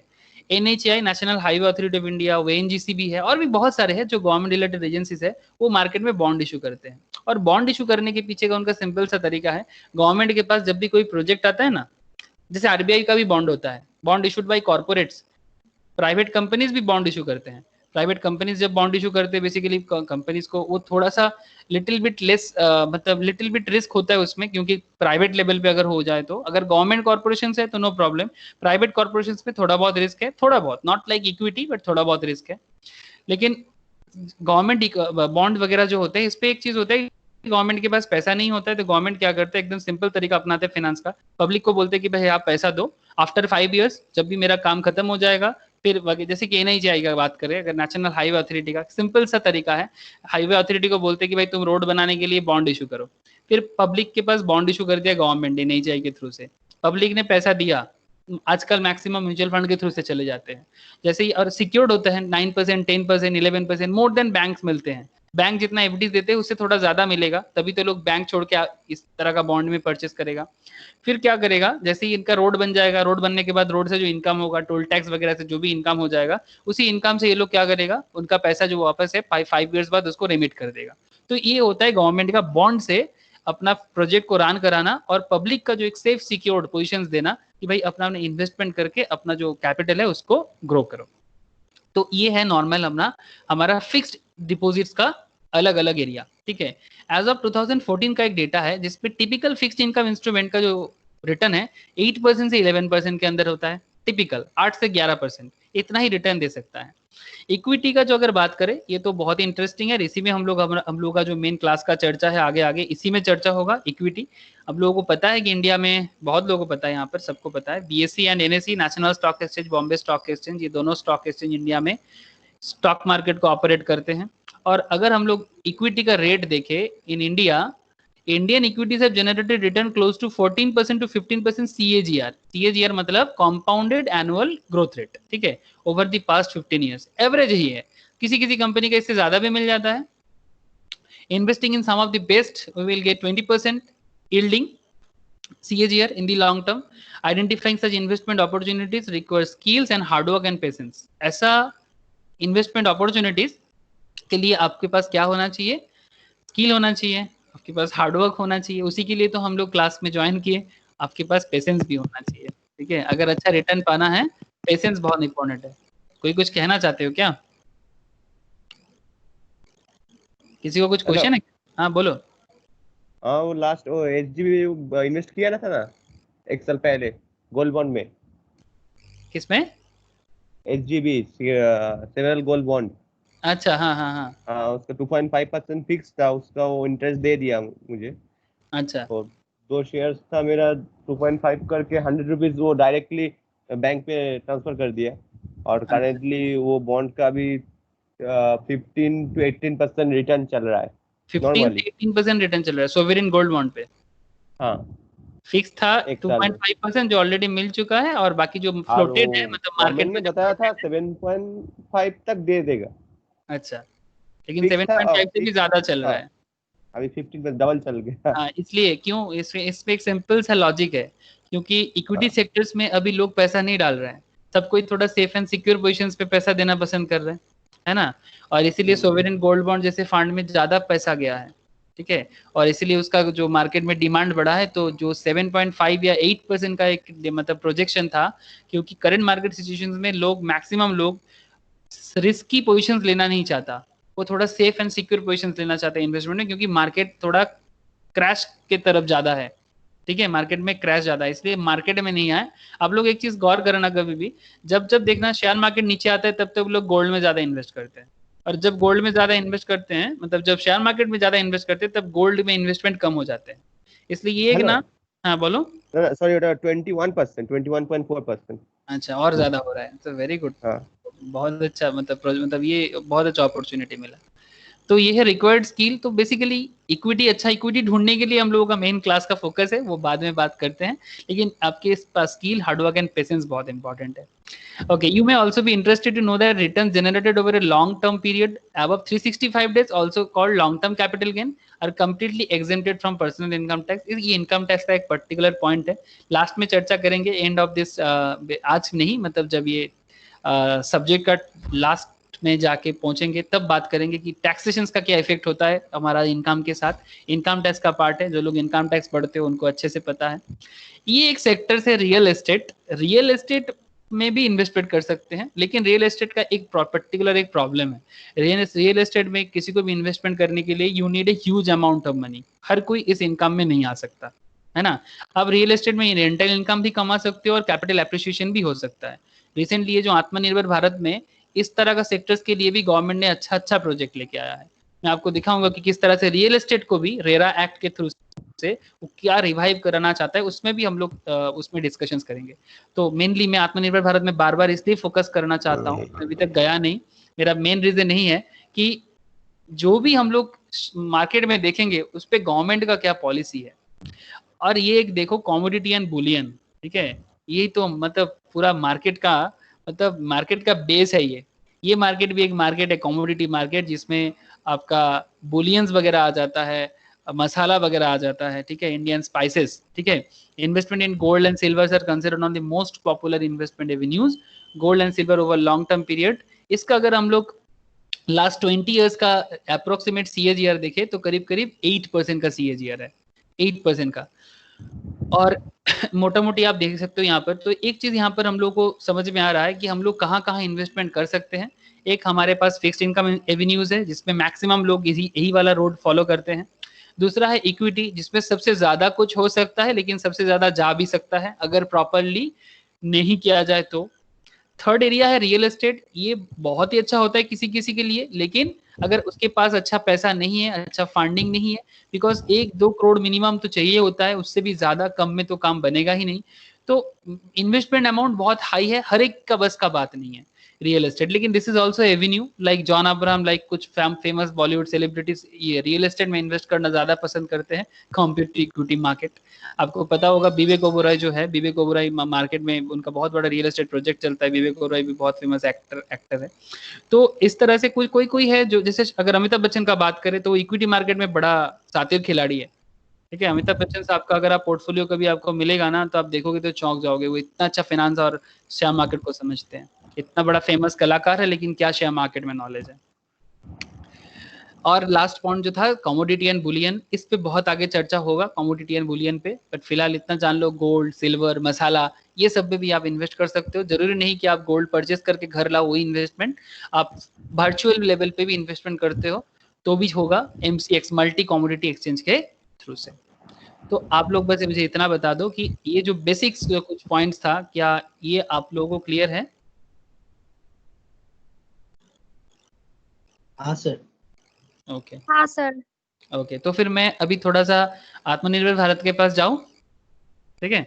मैं थोड़ा आत्मनिर्भर वाला पॉइंट पे जाता हूं कि आत्मनिर्भर भारत में गवर्नमेंट ने क्या डिक्लेरेशन दिया और क्या क्या मैंने बोला, थोड़ा सा हाईलाइट उसमें मैं आप लोगों के साथ शेयर करूंगा। तो अभी मैं जो बात कर रहा था इतना देर से, ये बेसिकली शेयर मार्केट में क्यों इन्वेस्ट करना चाहिए, शेयर मार्केट में इन्वेस्ट अगर नहीं करेगा कोई तो क्या हो जाएगा। बहुत लोग सोचते हैं ना शेयर मार्केट में इन्वेस्ट नहीं करना चाहिए या फिर मार्केट में इन्वेस्टमेंट करिए। जैसे हम लोग म्यूचुअल फंड का बात करते हैं, म्यूचुअल फंड में जो इन्वेस्टमेंट हम लोग करते हैं वो म्यूचुअल फंड कहाँ जाते हैं, उसके पास दो ही रास्ता होता है, डेब्ट एंड इक्विटी, ठीक है? या तो वो म्यूचुअल फंड गवर्नमेंट बॉन्ड में इन्वेस्ट कर दिया है ना, या फिर वो म्यूचुअल फंड इक्विटी में इन्वेस्ट कर दिया, यही तो दोनों जगह है उनके पास। और एक कोई कोई बोल सकता है प्रेफरेंस शेयर भी है, बट वो कंपनी उतना आसानी से मतलब रोज रोज इश्यू नहीं होता है, प्रेफरेंस शेयर बड़ा रेयर है, बाद में बात करेंगे प्रेफरेंस शेयर पे। बट मेनली अगर बात करें, एक होता है डेब्ट, एक होता है इक्विटी। मतलब या तो आप लोन फंड में इन्वेस्टमेंट करो जो सिक्योर्ड है बट रिटर्न बड़ा कम होगा, या फिर आप इक्विटी में इन्वेस्टमेंट करो जिसमें रिटर्न हाई होगा, जिसमें रिटर्न इक्विटी में रिटर्न हाई होगा लेकिन उसमें रिस्क ज्यादा होता है, ठीक है? तो यही जगह है, मतलब जिसको ज्यादा नॉलेज नहीं है मार्केट का या फिर ज्यादा टाइम नहीं है मार्केट को सर्वे करने का, वो म्यूचुअल फंड के थ्रू से मार्केट में इन्वेस्ट करना पसंद करता है। और जिनको पूरा नॉलेज के साथ वो मार्केट में आना चाहता है वो शेयर मार्केट में डायरेक्ट इन्वेस्ट करते हैं। और नॉलेज कैसे मिलेगा, ये देखो, आत्मनिर्भर भारत उसी नॉलेज का वन ऑफ द पिलर है for the recent economical purpose. तो आत्मनिर्भर भारत बिजनेस इंक्लूडिंग MSME, ठीक है, micro small and medium enterprise, इसमें चलो देखते हैं गवर्नमेंट ने क्या डिक्लेयर किया। First point, prime minister vision थोड़ा देख लेते हैं। अगर किसी को मोदी पसंद नहीं है, ठीक है, मैं पर्सनली बात इसलिए कर रहा हूँ इतना कि हो सकता है आपको मोदी पसंद नहीं है, ऐसा हो सकता है। कोई अगर दीदी का फैन हो तो उसको मोदी पसंद नहीं आता, लेकिन this is not about Didi and Modi, this is about our India. और आप मानो ना मानो, ये आपका भी प्राइम मिनिस्टर है। बहुत लोग होते हैं जिनको पर्सनल पसंद नहीं है, मुझे पसंद नापसंद का बात मैं यहाँ नहीं करूंगा, पर मैं इतना आपको जरूर कहूंगा कि आप मानो ना मानो ये बंदा आपका प्राइम मिनिस्टर है और इनका कहने पर अपना इकोनॉमी चलता है, इनका डिसीजंस पे अपना इकोनॉमी चलता है, चाहे आपको पसंद हो ना हो। बट अगर आप इंडियन इकोनॉमी के साथ अपना इकोनॉमी को बिल्डअप करना चाहते हो तो प्राइम मिनिस्टर के सोच क्या है वो आप जानो, ठीक है? क्योंकि वो जानोगे तो आप कंपनी लेवल पे भी सोच सकते हो। आपको पता होगा कि ये मतलब प्राइम मिनिस्टर का सोच क्यों इंपॉर्टेंट है। आप लोग देखना, जब भी कोई भी लोकसभा इलेक्शंस वगैरह होता है और उसका रिजल्ट होता है जिसमें प्राइम मिनिस्टर कैंडिडेट चूज किया जाता है, और जिस दिन डिक्लेयर होता है कि वोट का रिजल्ट डिक्लेयर होता है, उस दिन शेयर मार्केट का ग्रोथ देखना या फिर डाउनग्रेडेशन देखना, कि जैसे मोदी जी का जो 2 बार लगातार हुआ है 2014 में एंड एज वेल एज 2019 में, दोनों बार हम लोग एक चीज देखे कि जब जब लोगों को लगा कि मोदी जी जीत के, बीजेपी जीत के मोदी जी प्राइम मिनिस्टर बना, दोनों टाइम पे शेयर मार्केट में ग्रोथ हुआ है। और इसका रीजन यही है कि अगर किसी का अपने पार्टी पे, मतलब मेजोरिटी ऑफ इंडिया का अपने देश का जो जो मेजर पार्टी है, अगर उस पे उसका भरोसा होता है ना तो ऑटोमेटिकली मार्केट में ग्रोथ होता है। और उस पार्टी का लीडर कौन है, मतलब देश को चलाने का लीडर कौन है, अगर उस पे भी उनका भरोसा होता है ना कि वो, उसको लगता है कि हाँ ये अच्छा करेगा, इसको ये बिजनेस लेवल पे ग्रोथ लाएगा, तो ऑटोमेटिकली मार्केट में एक पॉजिटिव सेंटीमेंट काम करता है। आप लोगों को पता होगा मार्केट में 2 बातें चलता है, एक होता है बुल, एक होता है बियर, ठीक है? Bullish movement and bearish movement. I hope you all very friendly with this words. जिनको नहीं पता, बुल का मतलब positive feelings of that particular market. अगर आप किसी भी शेयर के बारे में, शेयर मार्केट के बारे में पॉजिटिव सोचते हो, इसका मतलब मार्केट हाई में जा सकता है। अगर आप कंपनी के बारे में या शेयर मार्केट के बारे में, जैसे शेयर मार्केट के बारे में मतलब निफ्टी या सेंसेक्स, जो जिसको हम लोग शेयर मार्केट में इंडेक्स कहते हैं, क्या कहते हैं? इंडेक्स। अगर आप मार्केट के बारे में नेगेटिव सोचते हो तो आपका सोच जो है उसको बोलते हैं बियरिश कंसेप्ट, आप नेगेटिव हो, ठीक है? तो ये पॉजिटिव या नेगेटिव डिपेंड करता है देश चलाने वाले पे भी बहुत ज्यादा, ठीक है? इसीलिए जिस दिन चुनाव का डिसीजन आता है मार्केट में एक बहुत बड़ा एक इधर उधर का बात दिखता है कि भाई या तो मार्केट बहुत ग्रोथ होगा या तो मार्केट गिर जाएगा, ठीक है। क्योंकि फर्स्ट टाइम बहुत दिन बाद इंडिया में एक मतलब 2014 से लेके एक मेजोरिटी सरकार चल रहा है। चाहे सरकार अच्छा करे किसी के लिए, बुरा करे किसी के लिए, हो सकता है अपना अपना डिफरेंट ओपिनियन, बट एक कंट्री को पॉजिटिव लेवल में चलाने के लिए एक चीज बहुत जरूरी है, एक गवर्नमेंट का सरकार। अगर ये मिली जुली जो खिचड़ी पकता है ना, मैं बीजेपी का फॉलोअर या फिर ऐसे नहीं बोल रहा हूँ, चाहे कांग्रेस का भी पार्टी बन जाए या सीपीएम का भी पार्टी बन जाए, बट ये खिचड़ी सरकार is not good for the economy. मतलब सब कोई लीडर नहीं बन सकता ना। खिचड़ी पार्टी में क्या हो जाए ना, सब कैप्टन बन जाता है, हर एक लीडर का अपना अपना जो हेड है वो कैप्टन बन के डिसीजन लेता है और अल्टीमेटली डिसीजन नहीं हो पाता है। लेकिन अगर एक सिंगल मेजोरिटी गवर्नमेंट बनता है ना, उसमें एक चीज होते हैं कि चाहे वो डिसीजन गलत ले या जो भी ले, लेकिन वो कंट्री के फेवर में हो जाता है और डिसीजन बहुत जल्दी हो जाता है। ये एक मतलब इंपॉर्टेंट मैटर है जो हम लोगों को समझना चाहिए रिगार्डिंग मार्केट। आप लोग मेरा बात को गलत दिशा पे मत लेना, मैं किसी को प्रमोट नहीं कर रहा हूँ, मैं आपको बस इतना बता रहा हूँ कि पॉलिटिकल मैटर किस तरह से मार्केट को मूव करते हैं, आपको बस इसमें मैं फोकस करा रहा था। क्या मैं गलत हूँ? मैं आप लोगों से ओपिनियन लेना चाहता हूँ थोड़ा सा, क्या मेरा बात गलत दिशा पे था? नहीं सर। नहीं सर। ওকে, ঠিক আছে, থ্যাংক ইউ স্যার। না বাট একটা তো প্রবলেম আছে দাদা এখানে। হ্যাঁ বলো কি প্রবলেম? এখানে হচ্ছে তুমি যেটা বললে মেজরিটি নিয়ে আসতে হবে, কিন্তু স্টেট গভর্নমেন্টেও একই গভর্নমেন্ট থাকা দরকার, কারণ বিলটা বা একটা তাড়াতাড়ি পাস হয়। हाँ ऑब्वियसली मैं यहाँ पर स्टेट गवर्नमेंट का बात नहीं कर रहा था, तू पूरे पार्टी मत कर Sumit, I understand your matter, ठीक है। स्टेट पे चेंजेस होगा नहीं होगा, मैं स्टेट पे बात नहीं कर रहा हूँ, मैं सेंट्रल पे बात कर रहा हूँ। स्टेट का चेंज स्टेट का लोग समझे। ऑब्वियसली अगर एक चीज मैं सुमित के साथ सहमत हूँ कि पूरा देश भर में अगर सिमिलर पार्टी रन कराए तो फिर एक प्रॉपर लेवल में ना एक सिंक्रोनाइज होता है और कोई भी मैटर इम्प्लीमेंटेशन होने में जल्दी होता है और उस पे स्टेट का ही नहीं इंडिया का ओवरऑल डेवलपमेंट में सुविधा होता है। I fully agree with this point, ठीक है, कि अगर सेंट्रल में बीजेपी है तो स्टेट्स में भी बीजेपी रहना चाहिए, हर एक स्टेट में, नॉट ओनली इन बंगाल।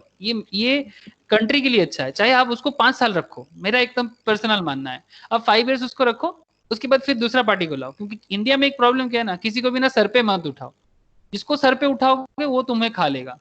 जैसे साउथ इंडिया में एक चीज फॉलो होता है, वहां पर ना कोई भी पार्टी 5 ईयर से ज्यादा देर तक नहीं होता, आप वहां का हिस्ट्री देख सकते हो।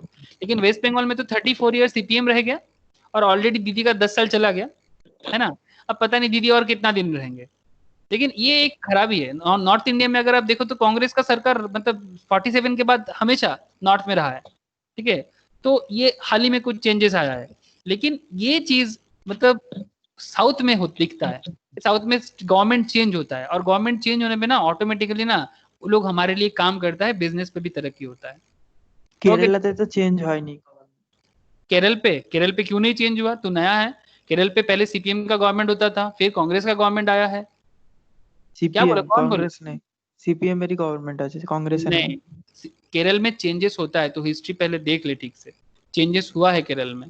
ऐसा नहीं कि जैसे वेस्ट बंगाल जैसा नहीं है, वहां पर लेफ्टिस्ट का पार्टी रहता है, लेकिन जैसे वेस्ट बंगाल में सीपीएम 34 इयर्स रहा है, क्या केरल में भी 34 इयर्स रहा है? देखो थोड़ा झांक के, नहीं रहा। 10 इयर्स 34 इयर्स तो जैसे बंगाल जैसे तो नहीं रहा ना, 10 साल में चेंजेस हुआ है ना, वही मैं कह रहा हूँ कि सर पे नहीं उठाना चाहिए, that is the point. Okay ठीक है, फिर से पॉलिटिक्स में ज्यादा चला जाएगा, मैं उतना पॉलिटिक्स नहीं करना चाहता। यहाँ पर कुछ पार्टी लीडर है, जानता है मृत्युंजय, मुझे डर लगता है। ओके देख, कॉल फॉर आत्मनिर्भर Bharat self reliant Indian movement, 5 pillars of आत्मनिर्भर भारत, इकोनॉमी, इंफ्रास्ट्रक्चर, प्लीज देखना। हाँ, आत्मनिर्भर भारत दिखाई नहीं दे रहा है कुछ भी नहीं शो हो रहा है।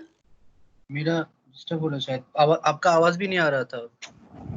Network problem. Network problem.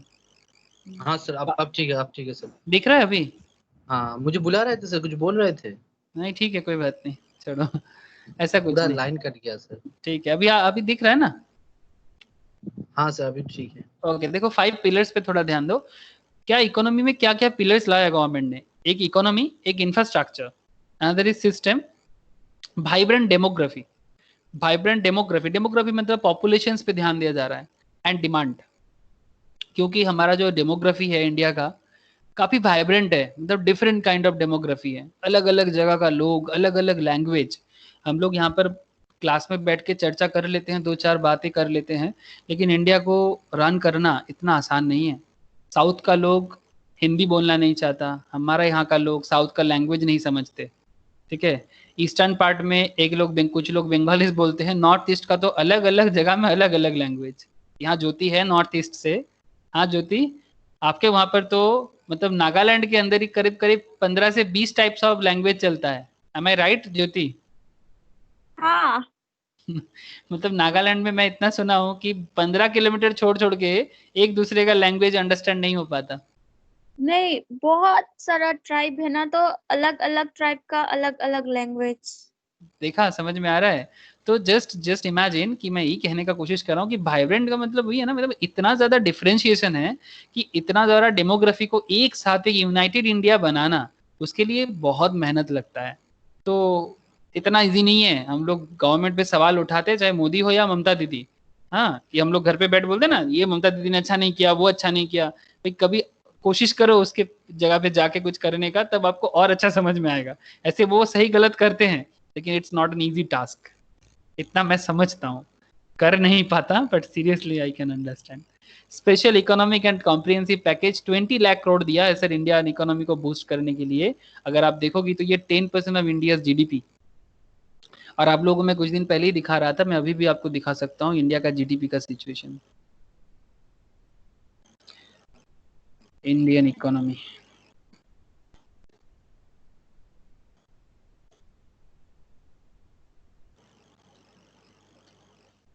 Just imagine, देखो कि इंडिया का इकोनॉमी क्या है और उसका कितना परसेंटेज पैसा इंडिया करेंटली एक्सपेंस कर रहा है, ठीक है। ये सब डेटा के साथ आप लोग थोड़ा कनेक्ट रहो तो आप लोग ना मार्केट को ज़्यादा अच्छे से समझ पाओगे। देखो इंडिया का जीडीपी दिख रहा है आप लोगों के सामने, कुछ पेज जैसे ओपन हुआ है। हाँ सर। देखो एक स्टेटिस्टिक्स है, ये विकिपीडिया का पेज है। मैं आप लोगों के साथ अगर बोलोगे तो मैं शेयर भी कर सकता हूँ बाद में। ये देखो इंडिया का पॉपुलेशन देख रहे हो, 132 करोड़ का आसपास का पॉपुलेशन है एस्टिमेटेड। जीडीपी देखो, नॉमिनल जीडीपी 2020 एस्टिमेटेड। रोशनी, रोशनी हो क्या? হ্যাঁ আছি। देखते पाচ্ছিস तो? হ্যাঁ হ্যাঁ। ओके, देख इंडिया का जीडीपी देखो, इंडिया का जीडीपी है 3.202 ट्रिलियन डॉलर का। हाँ, 3.202 ट्रिलियन डॉलर का करीब करीब 10%। और इंडिया का जीडीपी ग्रोथ करेंटली 2018 में था 6.1%। But please look at this, look at this, 1.9% 2020 का एस्टिमेटेड। मतलब इस दिस ईयर जीडीपी का ग्रोथ 1.9% का है। और 2021 पे एस्टिमेटेड है कि अगर सब कुछ ठीक ठाक हुआ 2020 में, मतलब स्थिति को हम लोग कंट्रोल में कर लिए, तो 7.4% का ग्रोथ है इंडियन जीडीपी पे। मतलब चांसेस है कि अगर 2020 को जीत लिए तो 2021 में बाजी मार सकते हैं। आप लोग एक स्टेटस देखना, मैंने यहाँ लगाया। पे हाँ बोलो। एक बात समझ में नहीं है, 2018 में 6.1 था, तो इतना बड़ा गिरावट है, मंदा यहाँ पे चारिटी मंदा चल रहा है, तो इतना जल्दी इतना रिकवरी कैसे आएगा? रिकवरी इसलिए आएगा क्योंकि 2020 में मार्केट में जो एक डाउन ट्रेंड है, ठीक है, ये डाउन ट्रेंड मतलब जब खत्म हो जाएगा और 2020 में अगर इंडिया ये जो पॉलिसी करेंटली हम लोग अभी देख रहे हैं, अगर ये प्रॉपर लेवल पे इंडिया लगा दिया, मतलब प्रॉपरली इसको इम्प्लीमेंट कर दिया, तो ये ग्रोथ दिख सकता है। जैसे कि इसका सबसे बड़ा एक कारण क्या जानते हो 2020 एस्टिमेशन का? ये सब एस्टिमेशन कोई नॉर्मल एस्टिमेशन नहीं है, ये गवर्नमेंट ऑफ इंडिया का एस्टिमेशन के साथ साथ ये एक्चुअल भी ये विकिपीडिया का पेज है ना, ये लोग न्यूट्रल लेवल पे करते हैं। इस पे कुछ कंपनीज है वर्ल्ड लेवल में, मूडीज, ठीक है। आप लोग अगर जानते हो कि मूडीज है, S&P BSE, Bombay stock exchange का जो इंडेक्स क्रिएटर है ना, S&P स्टैंडर्ड एंड पुअर, ठीक है। इसीलिए देखना BSE के नाम के पीछे आगे ना S&P लिखा रहता है। देखो मैं दिखाता हूँ, ठीक है। BSE अकेला नहीं होता, ठीक है, BSE S&P के थ्रू से होता है। S&P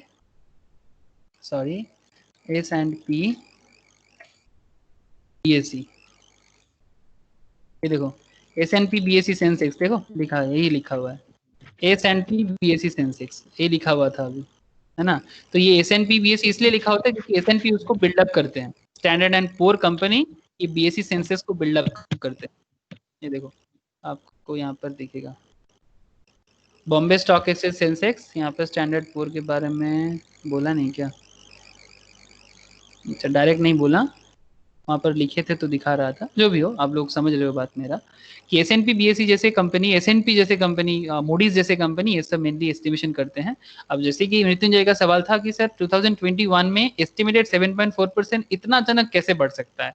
इसको ग्रोथ पे पीछे 2-3 रीजन है। एक, चाइना का मार्केट डाउन ट्रेंड, ठीक है, ग्लोबल इकोनॉमी चाइना से वापस आना चाहता है, चाइना के साथ बहुत लोग रिलेशन रखना नहीं चाहता, और अगर चाइना के साथ रिलेशन नहीं रखेगा तो लास्ट बेस्ट ऑल्टरनेटिव इंडिया ही है। अगर इंडिया ने इंफ्रास्ट्रक्चर डेवलपमेंट कर दिया तो ग्लोबल लेवल पे जितना सारा मतलब ये है, मतलब आपका इन्वेस्टमेंट है, वो इंडिया पे आएगा। जैसे मैं मोहितोष का बात करूं, मोहितोष को पूछ सकता हूं मोहितोष कि अभी हाँ। जो इतना तेरा जो भी एक्सपोर्ट का जो काम तेरा चलता है, उस पे हाँ। इतना डिमांड मैक्सिमम कहाँ से आ रहा है? जर्मन से ही आ रहा है क्या? नहीं, ऑल ओवर वर्ल्ड से। ऑल ओवर क्योंकि वर्ल्ड से चाइना, डिमांड हो रहा है। हाँ, ये आपका एक कानपुर में बहुत बड़ा इंडस्ट्री बिठा दिया, फॉरेन इंडस्ट्री।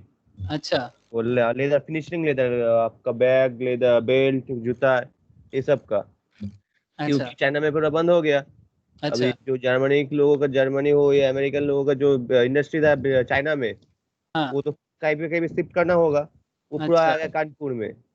अच्छा, दैट मीन्स मैंने जो बोला एकदम सर सही। यहाँ पे, हाँ, एक क्वेश्चन था सर। बोलो। सर यहाँ पे जो मोहितोष, आपको नाम पता नहीं शायद। हाँ हाँ, तो मोहित बोलो ना। हाँ, वो तो उनका तो रेडी था, वो रेडी था कि अगर कुछ जरूरत पड़े तो वो लोग बाहर के लिए रेडी है। लेकिन इंडिया में क्या होता है कि लेबर मिलता है, लैंड नहीं मिलता है, कैपिटल नहीं मिलता है। तो हाँ फिर हाँ। वो लोग इतना जल्दी इतना लेबर, मतलब इतना कैपिटल, इतना लैंड करके कैसे वो रेडी करेगा इतना जल्दी? नहीं नहीं, अभी देखो डिमांड आया है, मतलब मैं ये बोल रहा हूँ, मैं ये किस रिगार्डिंग बोला, तुमको बात समझना पड़ेगा। मैं यहाँ पर थोड़ा म्यूट कर दो प्लीज, आवाज आ रहा है, म्यूट कर दो।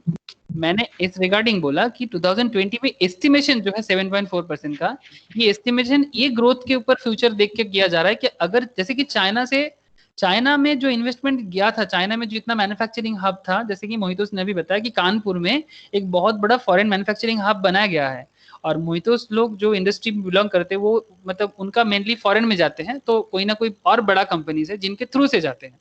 अब सवाल ये कि मोहितोष लोग अभी बोले कि जैसे ही मैंने ओपन किया तो डिमांड बहुत हाई है, अभी भी उतना प्रोडक्शन वो कर नहीं पा रहे, जो लास्ट उनका जो स्टॉक में था उसी को अभी कुछ ना कुछ करके वो लोग फिनिश करके दिया।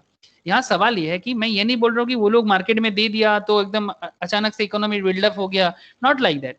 ये फ्यूचर एस्टिमेशन है कि अगर इस तरह से चाइना में जो मैन्युफैक्चरिंग हब था वो अगर इंडिया में सारा का सारा शिफ्ट हो जाएगा, तो ये जो डिमांड का ग्रोथ दिख रहा है ना, यही ग्रोथ में ये 7.4% का ग्रोथ यहाँ पर लाया गया है। और भी रीजन है, but this is one of the big reason. I hope कि कॉन्सेप्ट समझ में आया होगा आप। तो बिग बास्केट में एक बहुत बड़ा हाथ था वो अलीबाबा का। Big basket. हेलो। बोल बोल, सुन रहा हूँ। वो बिग बास्केट में एक बहुत बड़ा इन्वेस्ट आता था अलीबाबा से। अच्छा, अगर वो बंद अलीबाबा चाइना है। हाँ, वो बंद हो गया। अच्छा, तो अभी वो अगर हट जाएगा, ये वॉलमार्ट या कोई और बिग बास्केट में इन्वेस्ट करेगा, हाँ उसमें भी और ज्यादा शायद हो सकता है, उसको अपॉर्चुनिटी ज्यादा मिले जाएगा। अच्छा, क्योंकि तो अभी उसमें भी चाइना डाउन है, मतलब चाइना का जो मार्केट था दूसरे कंट्री के साथ, वो मार्केट इंडियन कंपनीज को मिलेगा दूसरा फॉरेन कंट्रीज के लिए। हाँ एग्जैक्टली, तो दैट्स वाई मतलब ये एक फ्यूचर फोरकास्टिंग है कि जैसे जैसे, और ऑलरेडी हमारा कुछ मतलब जो मिनिस्टर लेवल में जो लोग है, पीयूष गोयल, सुरेश प्रभु जैसे कॉमर्स में बहुत सारे फेमस चार्टर्ड अकाउंटेंट बैठे हुए हैं, वो लोग भी फोरकास्टिंग किया कि अगर प्रॉपरली सब कुछ हुआ तो ये हो सकता है, नॉट एग्जैक्टली, हाँ, दिस इज एस्टिमेशन। देखो यहाँ पर ये भी लिखा हुआ है। और एक न्यूज आया था वो। हाँ हेलो, कोई कुछ बोल रहा है। হ্যাঁ, আমি বলছি যে আমারও কিছু মানে পয়েন্ট বলার ছিল, বুঝলে তো। बोलो তো बोलो ওটা হচ্ছে बोलो सुमित जो बोलो। হ্যাঁ, ওটা হচ্ছে কি নতুন এমএসএমই সেক্টরে নতুন একটা মানে প্রধানমন্ত্রীর বক্তব্যতে একটা পয়েন্ট উজ্জ্বল করা ছিল, যেটা হচ্ছে লোকাল কো ভোকাল বলনা হয়। हाँ, লোকাল लोकल যে को वोकल। ব্র্যান্ডিং हाँ हाँ লোকাল যে ব্র্যান্ডিং গুলো রয়েছে हाँ এইগুলোকে 200 কোটি টাকা যে ট্রেড, মানে 200 কোটি টাকার এখনো পর্যন্ত যেগুলো তোমার টেন্ডারে ডাকা হয়, সেই টেন্ডার গুলো ডাকা হবে না, ওগুলো ক্লোজ করে দিয়েছে সেন্ট্রাল গভর্নমেন্ট থেকে।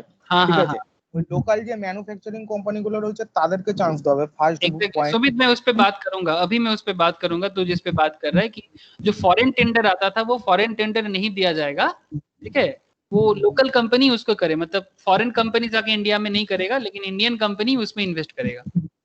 ঠিক আছে। আরো একটা পয়েন্ট হচ্ছে কি আমাদের দেশের মধ্যে যদি এগ্রিকালচার সেক্টরের মধ্যে দেখো তাহলে হচ্ছে আমাদের দেশের টোটাল যা এক্সপোর্ট হয় অ্যাপেল, ঠিক আছে, তার 70% অ্যাপেল আসে, মানে ওয়ার্ল্ড এর কথা বলছি আমি, চায়না না থেকে আমাদের। আছে। হ্যাঁ, 70% চায়না থেকে আসে, ঠিক আছে। 3% আমাদের ইন্ডিয়াতে প্রোডাকশন হয়, ঠিক আছে। অ্যাপেল ইন্ডাস্ট্রি মানে যে কোম্পানিগুলো রয়েছে अगर মানে एप्पल জুসের, चाइना से शिफ्ट होकर इंडिया में आ जाएगा तो इंडिया का जीडीपी ग्रोथ हो जाएगा। হ্যাঁ ওটাই আমার মানে অ্যাপেল মানে জুস যে কোম্পানিগুলো রয়েছে তাদেরকে নিজস্ব ম্যানুফ্যাকচারিং কোম্পানি বানানোর জন্য বলছে। ইভেন পাশে যে ল্যান্ড ব্যাংক দেওয়া হচ্ছে যাতে চাষ করা হয়, প্রোডাকশন করে তারপর জুস বানাবে। সেকেন্ড आई পয়েন্ট। होप कि मृत्युंजय को पॉइंट क्लियर हो रहा है कि क्या क्या पॉइंट है कि एस्टिमेशंस को इतना ज्यादा करने के पीछे। আর থার্ড বুলেট हाँ হচ্ছে, सर, থার্ড हाँ। পয়েন্ট হচ্ছে কি, থার্ড পয়েন্ট হচ্ছে কি মুডিস একটা রেটিং দিয়েছে যে মানে যাই ইকোনমি হয়ে যাক, ইকোনমিকে মানে প্রতিটা দেশের ইকোনমি পুরো ক্র্যাশ হয়ে গেল, ইন্ডিয়া আর চায়নার ইকোনমি মানে কনস্ট্যান্ট একই জায়গা থাকবে। কারণ হচ্ছে আমাদের ইন্ডিয়া, চায়না তো অলরেডি মানে এক্সপোর্ট করে, ইম্পোর্টের हाँ, থেকে এক্সপোর্ট বেশি चाइना হয়। चाइना का इकोनॉमी एक्सपोर्ट ओरिएंटेड হ্যাঁ, इकोनॉमी।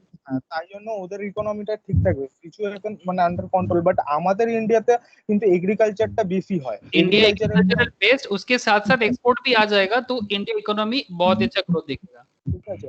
আর থার্ড পয়েন্ট হচ্ছে কি প্রতিটা দেশে যেমন নতুন একটা ডোনাল্ড ট্রাম্পের একটা নির্দেশিকা জারি করেছে যে ওদের দেশের যেই কোম্পানিগুলো মানে যেগুলো ইন্ডিয়ার দিকে শিফট করতে চাইছিল চায়না থেকে তুলে, हाँ সেগুলো हाँ দেশে ডোনাল্ড ট্রাম্প নিজে প্রেস করে বলেছে যে যদি ওগুলো মানে এটা যে ভোটের জন্য রাজনীতির জন্য জাস্ট আর কিছু না, তাও বলছি যে ওদের দেশে যদি ওই কোম্পানিগুলো শিফট করে, যেমন অ্যাপেলের মতো কোম্পানি ইন্ডিয়াতে আসতে চায়, हाँ কিন্তু हाँ हाँ অ্যাপেল যদি নিজস্ব কোম্পানি যদি মানে আমেরিকাতে বানায় তাহলে ওদেরকে মানে ট্যাক্স থেকে বিশাল পরিমাণে ছাড় দেবে।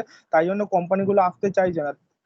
মানে তার ফলেও আমি বলছি যে ইন্ডিয়াতে অনেক কোম্পানি রয়েছে, যেমন জার্মানির কিছু কোম্পানি বলো, স্পেনের কিছু কোম্পানি বলো, প্রচন্ড পরিমাণে কোম্পানি ইন্ডিয়াতে আসতে চলেছে ओके আগামী দিনে। তার ফলে এই রেটিংটা হয়েছে। ओके, समझ में आया होगा। चलो अभी धीरे धीरे डिस्कशंस करते हैं और क्लैरिटी आ जाएगा। ओके, तो फिर 10% म्यूट कर दो प्लीज, थोड़ा डिस्कशंस आगे बढ़ाए। Equivalent to 10% of India's GDP India invest कर रहा है। Package to cater to various sections including cottage industry, ठीक है, MSME, labourers, middle class, industries among others. Bold reform में क्या है, across sectors will drive the country push towards self reliance. मतलब ये जो रिफॉर्मेशन लाया ना ये बोल्ड है। क्यों बोल्ड है?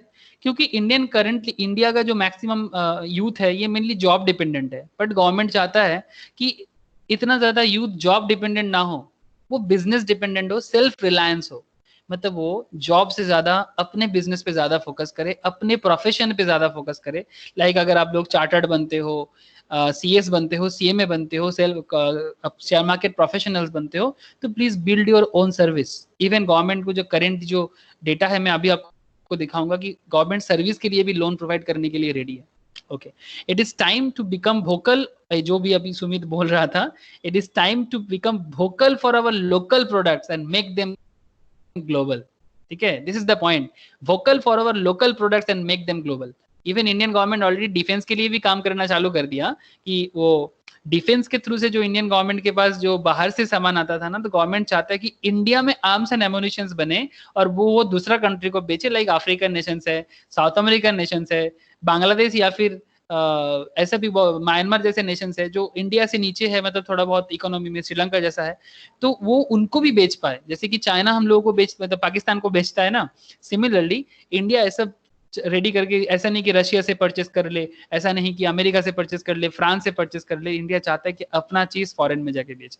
तो ये था मेन, ये आत्मनिर्भर भारत का कुछ मतलब फोकस पॉइंट्स। अभी देखते हैं क्या क्या पॉइंट है।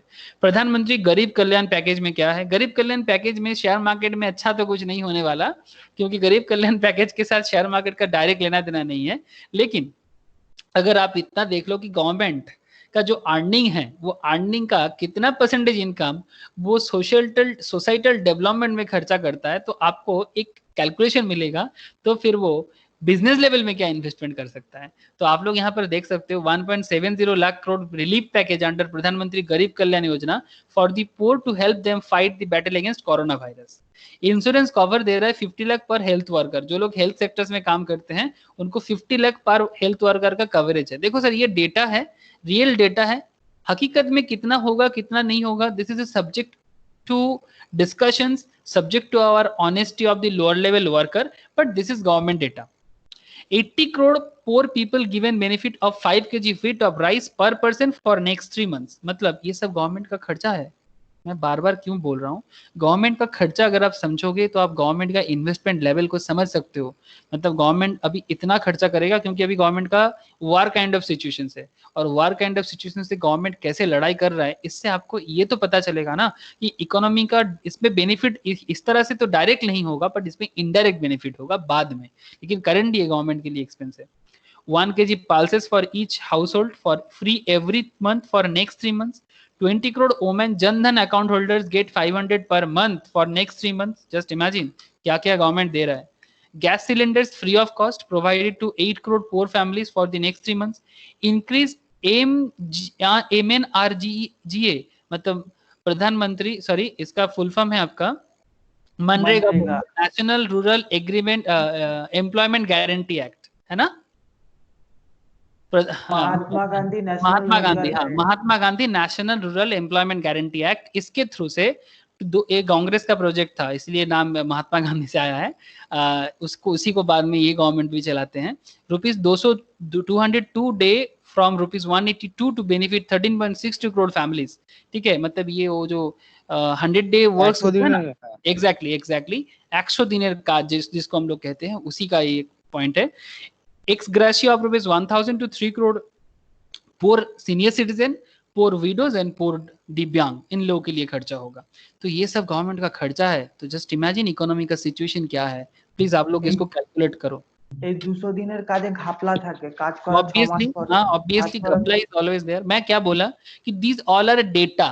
अब इस पे कितना होता है कितना नहीं होता है ये सब्जेक्ट टू डिस्कशन, बट मैं अभी फिलहाल इकोनॉमी में फोकस करना चाहता हूँ. I don't want to discuss about घपला and corruption please. Front loaded प्रधानमंत्री गरीब कल्याण में front loaded ₹2,000 paid to farmers under existing PM Kisan to benefit 8.7 crore farmers. Building and construction workers welfare fund allowed to be used to provide relief to workers. 24% monthly wages to be credited into their provident fund account for next 3 months for wage earners below 15,000 per month in business having less than 100 workers. ठीक है, मतलब जो सब business में 15,000 per month करके जिसका जो Vaser था उनके 24% करके प्रोविडेंट फंड में जाएगा. जो वो प्रोविडेंट फंड हम लोग सैलरी में पढ़ते हैं ना इनकम टैक्स में, उसी का जो 12% था इनके केस में 24% है. 5 crore worker registered under employ provident fund EPF to get non-refundable advance of 75% of the amount of 3 months of average wage, whichever is lower from their accounts. Limit of collateral fee lending in increase from collateral fee lending to increase from ₹10 to 20 lakh for women self help group. Please try to understand ये self help group क्या है. मैं कल ही बात कर रहा था किसी लॉ या बिजनेस के क्लास में. सेल्फ हेल्प ग्रुप लाइक वो जो माइक्रो फाइनेंस कंपनीज जैसे काम करते हैं ना, लाइक बंधन जैसे, वो सेल्फ हेल्प ग्रुप के थ्रू से लोकल लेवल में जो बिजनेस होते हैं ना, जो औरत लोग करते हैं, लाइक पापड़ इंडस्ट्री, हाँ बहुत छोटा छोटा काम, मतलब लाइक हैंडीक्राफ्टेड इंडस्ट्री, ये सब सेल्फ हेल्प लेवल में लोकल औरत लोग गांव साइड में करते हैं, शहर में करते हैं. उनके लिए 10 से 20 लाख का लोन का बात किया. लिमिट ऑफ कोलेटरल फ्री में लिमिट भी कर दिया. Free lending, no collateral, free lending 10 से 20 लाख तक दे सकते हैं. District mineral fund to be used for supplementing and augmenting facilities of medical के लिए दिया गया. ठीक है, अच्छा और कुछ मेजर्स देखो. On the request of the government of India, RBI raised the ways of means and advance limits of states by 60% and enhanced the overdraft duration limit. Overdraft जो लेते हैं उसका जो ड्यूरेशन होता है उसको पे करने के लिए RBI ने बोला कि उसको और लेट किया जाए, 60% तक उसको छूट दिया जाए. Issued all the pending income tax refunds of ₹5 lakh. Income tax refund का जो पेंडिंग है वो 5 लाख तक का जिनका पेंडिंग है वो दे दिया जाए. Immediate benefiting around 14 lakh tax payers. ठीक है, मतलब बेसिकली जो हम लोग इनकम टैक्स पे करते हैं उनका जो रिफंड है 5 लाख तक का रिफंड इमीडिएटली पे किया जाए एज पर गवर्नमेंट गाइडलाइंस. अब मिला कि नहीं मिला, सब्जेक्ट टू डिस्कशन, फिर से मैं बात कर रहा हूँ. ठीक है, implemented special refund and drawback disposal drive for all pending refund and drawback claims. Both above measures amount 18,000 crore of refund. Sanction 15,000 crore for emergency health response package. फिर से हेल्थ के लिए दिया गया क्योंकि ये कोरोना का टाइम है, तो 15,000 करोड़ का इमरजेंसी हेल्थ रिस्पॉन्स के लिए पैकेज दिया गया. आई होप कि आप लोग समझ पा रहे हो. अदर मेजर्स में जैसे आप अगर आप देखो extending last date for income tax return 30 June कर दिया, very important for us, 30 June last date कर दिया। Extending filing GST returns to end of June 20, ठीक है, जून 20 में इसका एक्सटेंड किया। 24/7 custom clearance till 30 June 2020, relaxation for 3 months of above debit card holders to withdraw cash free from any ATMs, ठीक है, ATM का चार्जेस नहीं लगेगा। Allowing payment before 15 May 2020 for motor vehicles and health insurance policies, ठीक है, health insurance policies and motor vehicle का जो policies में थोड़ा लेट किया 15 मई से पहले जिनका था। मैंडेटरी बोर्ड मीटिंग, देखो ये यहाँ पर थोड़ा कंपनी लेवल में बात है, कंपनीज को जो बोर्ड मीटिंग करना पड़ता है, ठीक है, जनरल मीटिंग होता है कंपनीज का, उसी में तो डिसीजंस होते हैं कंपनी लेवल में। बोर्ड मतलब जो डायरेक्टर्स लेवल पे मीटिंग हुआ तो बोर्ड मीटिंग, और शेयर होल्डर के साथ मीटिंग हुआ तो जनरल मीटिंग और एक्स्ट्राऑर्डिनरी जनरल मीटिंग। ये मीटिंग में डिस्कशंस होते हैं, उसी में डिसीजंस होते हैं कि जनरल मीटिंग में डिसीजन होता है कि भाई रेवेन्यू दिया जाएगा, सॉरी डिविडेंड दिया जाएगा नहीं दिया जाएगा, कंपनी अपना प्रोजेक्ट को ग्रो करेगा नहीं करेगा। तो उसमें 60 डेज का एक्सटेंशन मिला है टिल 30 सितंबर, ठीक है। और एक्स्ट्राऑर्डिनरी जनरल मीटिंग पे भी बात हुआ, अगर एक्स्ट्राऑर्डिनरी जनरल मीटिंग पे देखो, इस पे भी एक्स्ट्राऑर्डिनरी जनरल मीटिंग में ये बोला कि कॉन्फ्रेंस विद ई वोटिंग को इजी करने बोला। तो जनरल मीटिंग में जो वोट सिस्टम होता है, आप लोग जो लॉ पढ़े हो कंपनी लॉ, उस पे वोटिंग सिस्टम के बारे में आप लोग पढ़े होंगे, उसमें जो ई वोटिंग किया गया और वोटिंग सिस्टम को सिंप्लीफाइड करने के बारे में बोला गया है कि वोटिंग सिस्टम को सिंप्लीफाइड कर दिया जाए ताकि ज्यादा कॉम्प्लेक्सिटीज ना रहे। तो ये कंपनी लेवल पे बोर्ड मीटिंग जनरल मीटिंग कैसे होगा ये डिपेंड करेगा। Measures taken by reserve bank of India, very important part business development के लिए और बैंकिंग शेयर मार्केट को समझने के लिए। अगर बैंक का शेयर मार्केट में बैंक का परफॉर्मेंस अगर आप समझना चाहते हो तो उसके लिए आपको रिजर्व बैंक ऑफ इंडिया का डिसीजंस को हमेशा फॉलो करना चाहिए होता है। आई होप कि आप बात को समझ पा रहे हो। Reduction of cash reserve ratios, bank में सीआरआर कौन रखता है? कॉमर्शियल बैंक्स रखते हैं। हम लोग जिस बैंक में जाते हैं वो कौन होते हैं? कॉमर्शियल बैंक्स होते हैं, है ना। तो कॉमर्शियल बैंक आरबीआई में जो सीआरआर जमा करते हैं उसको रिड्यूस कर दिया। इसके कारण क्या हुआ? Resulted in liquidity enhancement. इसके लिए क्या हो गया? बैंक के पास कैश बढ़ गया और इसमें वो पैसे को बैंक क्या कर सकता है? लोगों को लोन देने में ट्रांसफर कर सकता है। और जो बैंक का मेन बिजनेस है 1,37,000 करोड़ का टोटल बैंक मिला के इतना पैसा हो जा रहा है, 1,37,000 करोड़ का बैंक के पास एक्स्ट्रा कैश बचेगा, लिक्विडिटी, जो बैंक अपने बिजनेस पे लगा सकता है। बोलो, ये सीआरआर का पॉइंट क्लियर है? हाँ सर। हाँ, तो ये एक बहुत बड़ा डिसीजन है कि मतलब हम लोग देखो, मैं क्यों इतना सारा डिस्कशंस क्यों जबरदस्ती आप लोगों के साथ कर रहा हूँ कि आपको समझना बहुत जरूरी है। क्योंकि आप लोग अगर बैंक निफ्टी देखोगे, ठीक है, तो बैंक निफ्टी लोग देख रहे हैं, बैंक निफ्टी बढ़ेगा, कोई न्यूज में आके बोल दिया, ठीक है, बैंक निफ्टी बढ़ेगा, कि there is a chance to increase the bank nifty और fall in the bank nifty, bullish in bank. लेकिन आप प्लीज इसके पीछे का रीजन समझो कि इसलिए बैंक निफ्टी बढ़ने का चांसेस है कि क्योंकि गवर्नमेंट ने डिक्लेयर किया कि कैश रिजर्व रेशियो रिड्यूस कर रहा है और उसके कारण जो लिक्विडिटी एनहांसमेंट हो रहा है, मतलब बैंक के पास बिजनेस करने के लिए जो कैश चाहिए उसमें इंक्रीमेंट हो रहा है। और वो इंक्रीमेंट होने के कारण क्या होगा कि बैंक अपना बिजनेस को क्या कर सकता है? बढ़ा सकते हैं। नेक्स्ट पॉइंट में क्या बोला? Targeted long term repo operations, TLTRO, 1,50,000 crore for fresh deployment in investment grade corporate bonds, commercial paper and non-convertible debentures. These are financial instrument. जो लोग फाइनेंशियल मैनेजमेंट की क्लास किए हो मेरे पास, वो लोग ये वर्ड के साथ थोड़ा बहुत फैमिलियर हो। कॉर्पोरेट बॉन्ड मतलब कंपनीज, चाहे प्राइवेट कंपनी हो या गवर्नमेंट कंपनीज हो, उनको वो अपना बॉन्ड इशू कर सकता है। मतलब they can raise loan from public as well as from any other company. तो उनके पास कॉर्पोरेट बॉन्ड इशू करने के लिए गवर्नमेंट ने अगर बैंक के साथ जो रिलेशन है उसको ठीक करना पड़ेगा। और गवर्नमेंट ने ये लॉन्ग टर्म रेपो ऑपरेशंस में 1,50,000 करोड़ का फ्रेश डिप्लॉय कर रहा है ताकि ये सब कंपनी लेवल पे वो बॉन्ड इशू कर सकता है। कॉमर्शियल पेपर मतलब एक कंपनी दूसरे कंपनी से लोन लेता है। ये सब में मैं आगे डिस्कशंस करूंगा फाइनेंस के क्लास में कि कॉमर्शियल पेपर लाइक जैसे मानो कि टाटा को अचानक से अगर 100 करोड़ का लोन चाहिए होगा तो कोई बिग कंपनीज लाइक रिलायंस के पास अगर 100 करोड़ तुरंत है तो हाई रेट ऑफ इंटरेस्ट में वो पैसा देते हैं। तो कॉमर्शियल पेपर इसी तरह से गवर्नमेंट भी बैंक लेवल में मतलब इसको लाया है ताकि छोटा छोटा लेवल पे भी कई कंपनी अगर चाहे तो कॉमर्शियल पेपर इशू करके एक कंपनी दूसरे कंपनी से लोन ले सकता है। इस पे सुविधा क्या है, जल्दी में अगर कोई प्रोजेक्ट है तो उस पर हम लोग काम कर सकते हैं कंपनी लेवल पे। नॉन कन्वर्टेबल डिबेंचर्स, मतलब जो डिबेंचर्स है लेकिन उसको शेयर में आप ट्रांसफर नहीं कर सकते। डिबेंचर्स, जो डिबेंचर्स को आप किसी भी तरह का इक्विटी या प्रेफरेंस शेयर्स में ट्रांसफर नहीं कर सकते, उसको कहते हैं नॉन कन्वर्टेबल डिबेंचर्स। तो इसके लिए गवर्नमेंट ने 1,50 करोड़ का आरबीआई ने डिसीजन लिया रेपो ऑपरेशंस करने का। TLTRO of rupees 50,000 crore for investing them in investment grade bonds, commercial paper and non-convertible debentures of NBFC as well। मतलब सिर्फ बैंक ही नहीं, non banking financial companies and mutual funds के लिए भी similar 50,000 crore का अलग से किया। और क्या बोला sir, increase the banks limit for borrowing overnight under the marginal standing facility. Marginal standing facility ये बैंक के लिए होता है कि बैंक एक दूसरे बैंक से रातों रात ओवरनाइट लोन ले सकता है, allowing the banking system to avail an additional 1,37,000 crore of liquidity at the reduced MSF rate।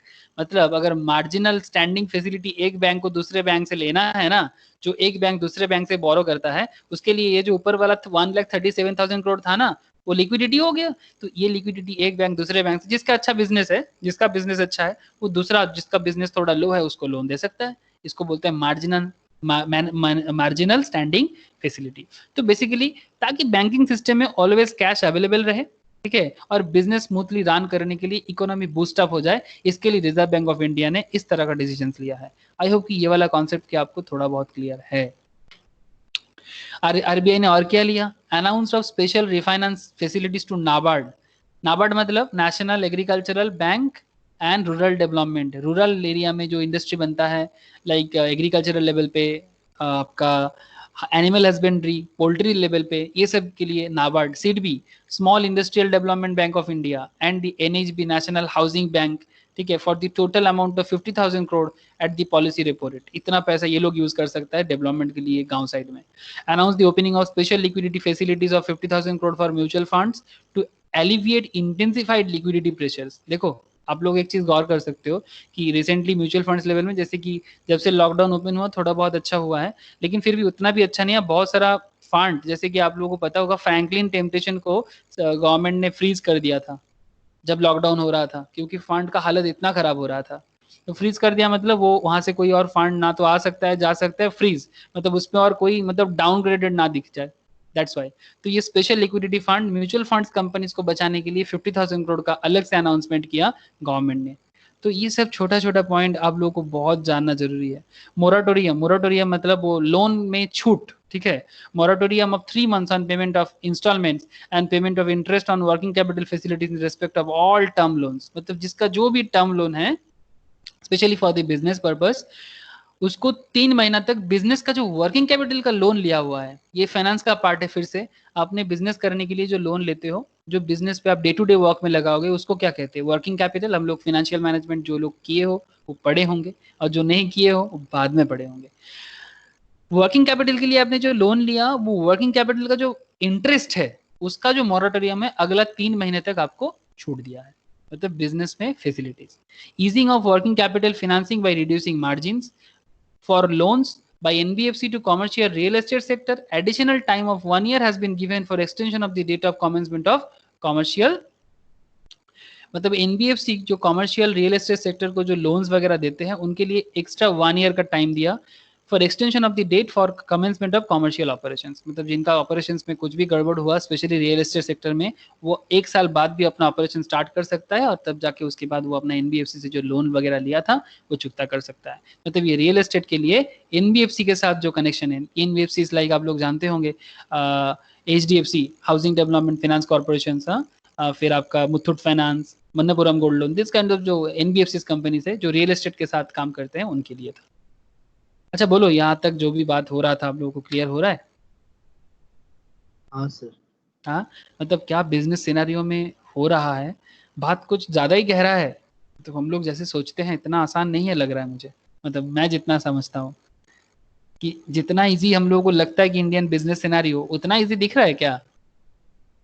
नहीं सर, कुछ नहीं। ज्यादा ही घुमा लग रहा है। बहुत ज्यादा है। मतलब मैं क्यों डिस्कशंस कर रहा हूँ कि मैं आप लोगों को बस ये डराने के लिए ये वाला नहीं लिया, मैं आप लोगों को ये दिखाना चाहता था कि आप देखो कि ये स्टॉक मार्केट, शेयर मार्केट जो इकोनॉमी का क्या है, स्टॉक मार्केट इतना तो जानते हो कि share market is the mirror of your economy, है ना।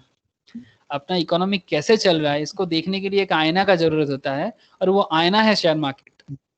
लेकिन वो आईना कैसा दिखेगा, उस आईने में आपका फेस क्या 64 मेगापिक्सल सेल्फी दिखेगा या फिर 14 मेगापिक्सल सेल्फी दिखेगा, इसके पीछे बहुत सारा कहानी है। कितना मेगापिक्सल का चिप है उसके अंदर, मेगापिक्सल का क्वालिटी क्या है वो भी डिपेंड करता है। हाँ, हमारे फोन में 64 मेगापिक्सल होते हैं, फिर भी उसमें उतना भी अच्छा फोटो नहीं आता जितना DSLR में आ जाते हैं 24 मेगापिक्सल में, है ना? हाँ सर 24 मेगापिक्सल अब DSLR में बहुत अच्छा फोटो आता है, लेकिन 64 या आजकल तो उससे भी ज्यादा आ गया, उसपे भी उतना अच्छा फोटो नहीं आता। इसका मतलब क्वालिटी कुछ मैटर करता है, अंदर का टेक्निकल मैटर बहुत मैटर करता है। जो दिखता है वो हमेशा वही नहीं होता जो आप दिख रहे हो, उसके अंदर और भी कुछ गहराई होता है। ये 64 मेगापिक्सल आपको भी दिख रहा है, लेकिन DSLR में 24 मेगापिक्सल है, पर मेगापिक्सल का कुछ कहानी और ही हो सकता है जिसको आपको जानना चाहिए। मतलब मैं कहने का कोशिश यही कर रहा हूँ कि स्टॉक मार्केट में अब कंपनीज का ग्रोथ इधर उधर जा रहा है, कम हो रहा है, ज्यादा हो रहा है, आप देख रहे हो। आपको लग रहा है कि यही सच है कि भाई ये ग्रोथ है तो यही ग्रोथ है, नहीं, ऑलवेज यही सच नहीं होता। उसके पीछे का और भी कुछ कहानी होते हैं जो आपको अंडरस्टैंड होना जरूरी है। म्यूट करो प्लीज, किसका आवाज हो रहा है बैकग्राउंड से? ठीक है, और 10 मिनट में और डिस्कशंस करूंगा। आज शायद पूरा डिस्कशन नहीं कर पाऊंगा, और 10 मिनट में और कुछ पॉइंट्स है मैं आपको एक बार बताता हूँ। देखो यहाँ पर देखो क्या क्या दिया है, मैं एक बार आपको आपके सामने बस आज मैं थोड़ा सा इतना बताऊंगा कि क्या क्या दिया है, एक पूरा शॉर्ट में बताऊंगा। उसके बाद मैं नेक्स्ट क्लास में इसका डिस्कशन करूंगा कि बिजनेस के डेवलपमेंट के लिए क्या किया है। देखो, ₹3 lakh crore collateral free automatic loans, 3 lakh crore तक का कोलैटरल फ्री ऑटोमेटिक लोन्स देने का बात किया है। किसके लिए? MSME, micro small medium enterprise. Mohitosh, तेरा इंडस्ट्री इसी में आता है। हाँ, सर्टिफिकेट है मेरे पास। हाँ, 3 लाख करोड़ तक का कोलैटरल फ्री ऑटोमेटिक लोन देने का वादा किया है गवर्नमेंट ने। ठीक है, 20,000 करोड़ सबऑर्डिनेट डेब्ट। सबऑर्डिनेट डेब्ट का मतलब ये हो जाता है कि micro small and medium enterprise में जो लोन प्रोवाइड होते हैं ना, तो वो लोन का जो वापस मतलब लोन मतलब जब तुम वापस करोगे तो उसमें तुम कितना जल्दी कर सकते हो, उसमें थोड़ा छूट। सबऑर्डिनेट डेब्ट में, सबऑर्डिनेट डेब्ट में दूसरे दिन डिस्कशंस करता हूँ क्योंकि थोड़ा लंबा बात है इसमें। बस इतना जान लो कि ये भी MSME के लिए ही है subordinate loan. 50,000 crore equity infusion through MSME fund of fund. Fund of fund mainly क्या होता है कि मानो कि एक फंड में आप इन्वेस्टमेंट किए, उस फंड से कुछ और मतलब एक मदर फंड है और कुछ डॉटर्स फंड है, मतलब मदर के अंदर और कुछ डॉटर फंड। जैसे कि ये म्यूचुअल फंड कंपनीज करते हैं ना, कि आप एक म्यूचुअल फंड में पैसा डालते हो, वो म्यूचुअल फंड कंपनीज का मेन बेस कुछ और है, लेकिन वो आपसे एक फंड लिया, एक फंड जुगाड़ किया, हम आपसे इन्वेस्टर से फंड जुगाड़ करके एक फंड बनाया, फिर वही फंड को वो अलग अलग फंड में, कुछ ऑटोमोबाइल सेक्टर्स में, कुछ बैंकिंग सेक्टर्स में, अलग अलग फंड में डाल देता है।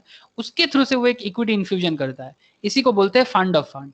इसमें और आगे गहराई का चर्चा, जैसे मैं सबऑर्डिनेट पे बोला गहराई चर्चा है, उस पर मैं बात करूंगा नेक्स्ट दिन। बस इतना जानो कि 50,000 करोड़ का इक्विटी इन्फ्यूजन के बारे में बोला गया है। New definitions of MSME। MSME में डेफिनेशंस में बदलाव आया है। पहले 10 लाख 20 लाख का डेफिनेशन था, मैं नेक्स्ट दिन बताऊंगा। अभी 1 करोड़ 5 करोड़ का डेफिनेशन आ गया। मतलब पहले नॉर्मली मैन्युफैक्चरिंग के लिए 20 लाख और सर्विस के लिए 10 लाख तक, 10 लाख के नीचे जो था उनको माइक्रो बोला जाता था। अभी 1 करोड़ से नीचे का जो है सिर्फ उसको माइक्रो बोला जाएगा सर्विस, और इसके लिए 1 करोड़ से लेके 5 करोड़ का टर्नओवर जिसका है उसको माइक्रो बोला जाएगा।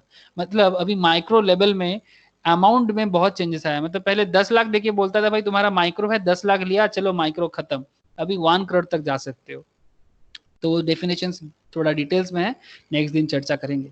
Global tender to be disallowed up to 200 crore. Sumit इसी पे बात कर रहा था कि अगर प्रोजेक्ट 200 करोड़ का है तो कोई ग्लोबल कंपनी इस पे टेंडर नहीं ले सकता। गवर्नमेंट का जो टेंडर होता है ना, तो उसमें ग्लोबल कंपनीज के पास ज्यादा पैसे होते हैं, तो ग्लोबल कंपनी उसका ना फैसिलिटीज ले लेता है। तो 200 करोड़ तक का अगर टेंडर है तो कोई ग्लोबल कंपनी नहीं ले सकता, इंडिया का देसी कंपनीज को चांस मिलेगा। ताकि इसमें क्या फायदा, इंडियन कंपनी अच्छा होगा, वही फोकल लोकल को ग्लोबल बनाना पड़ेगा, है ना। लोकल कंपनी अपना प्रोडक्ट बना के ग्लोबली बेचेगा तो फिर देश का बिजनेस में डेवलपमेंट होगा। फॉरेन कंपनी का बेनिफिट होकर वो अपने कंट्री का प्रॉफिट नहीं बढ़ा पाएगा। ये एक अच्छा पॉइंट है। Other intervention for MSME, 2,500 crore EPF support for business and worker for 3 more months. EPF contribution reduced to for business and workers for 3 months. मतलब एम्प्लॉय प्रोविडेंट फंड में जो पैसा दिया जाता है उसमें गवर्नमेंट की तरफ से 6,750 करोड़ का दिया गया है. 30,000 crore liquidity facility for NBFC, HC and MFIs. मतलब non banking financial companies, housing corporation financial companies and mutual fund institutions. 30,000 crore का लिक्विडिटी दिया गया, मतलब ताकि इनका जो लिक्विडिटी कम हो जाएगा उसके लिए, ये इसको बचाने के लिए. 45,000 crore partial credit guarantee scheme NBFC का, डिटेल्स में चर्चा करेंगे सभी पे. 90,000 crore liquidity injection for discom, ये कुछ हेल्थ सेक्टर्स का पॉइंट्स है, इस पे भी डिस्कशंस होगा. रिलीफ टू कॉन्ट्रैक्टर, जो लोग कॉन्ट्रैक्टरी करते हैं ना, कॉन्ट्रैक्टर इन द सेंस जो लोग कॉन्ट्रैक्ट लेके कोई काम करता है, ठीक है, उनको कुछ रिलीफ है. Extension of registration and completion date of real estate project under RERA, मतलब रेरा एक एक्ट है जो रियल एस्टेट के लिए बनाया गया है. जो लोग रियल एस्टेट के प्रमोटिंग का काम करते हैं उनको, उनका बिजनेस का हालत बहुत खराब है, उसको ठीक करने के लिए एक्सटेंशन दिया गया है रजिस्ट्रेशन के लिए. 50,000 crore liquidity through TDS TCS reductions. TDS का जो पैसा हमसे लिया जाता है ना, tax deducted at source and tax collected at source का, जो हम लोग नॉर्मली एडवांस टैक्स में पढ़ते हैं, वही टैक्स का पार्ट 50,000 करोड़ का लिक्विडिटी वहां से रिड्यूस किया गया, मतलब गवर्नमेंट हमसे लेगा नहीं बिजनेस से. अदर डायरेक्ट टैक्स मेजर्स भी कुछ लिया गया है, वो भी चर्चा करेंगे. मतलब इनकम टैक्स में कुछ चेंजेस आया है जो गवर्नमेंट हमें छूट दिया है, ठीक है. तो आप लोग देख सकते हो कि क्या बड़े लेवल पे चेंजेस आ रहा है. नेक्स्ट दिन मैं चर्चा करूंगा. देखो ये 3 लाख करोड़ का कोलैटरल फ्री ऑटोमेटिक लोन वगैरह सभी के मैं डिटेल्स में चर्चा करूंगा नेक्स्ट क्लास में. काफी सारा बहुत ही इंपॉर्टेंट पॉइंट है. मैं आज एक साथ इतना सारा चीज आप लोगों को बोलूंगा ना तो आप लोग भी पागल हो जाओगे. मैं एक बार आप लोगों के सामने आता हूँ. आज का क्लास में इतना ही रखूंगा, तो मैं आप लोगों के सामने आ रहा हूँ.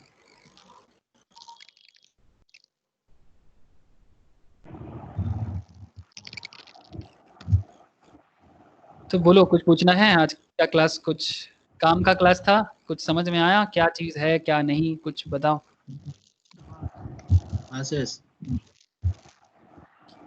क्लास का ऑब्जेक्टिव समझ में आया कि मैं क्या बताना चाह रहा था? कि अगर आप स्टॉक मार्केट लेवल में अपने आप को डेवलप करोगे तो आपको इकोनॉमी के बारे में मतलब आपको इकोनॉमी में पीएचडी करना पड़ेगा. इन सिंपल यही है. चाहे आप पीएचडी होल्डर बनो ना बनो फर्क नहीं पड़ता, बट इकोनॉमी लेवल में आपका इतना नॉलेज होना चाहिए. प्राइम मिनिस्टर बनने के लिए ना पहले प्राइम मिनिस्टर बनना जरूरी नहीं होता है ना. ऐसा जरूरी है कि प्राइम मिनिस्टर बनना है तो फिर पहले एक बार प्राइम मिनिस्टर बन के दिखाओ, ऐसा है क्या? नहीं. तो फिर लाइफ में ऐसा जरूरी नहीं है.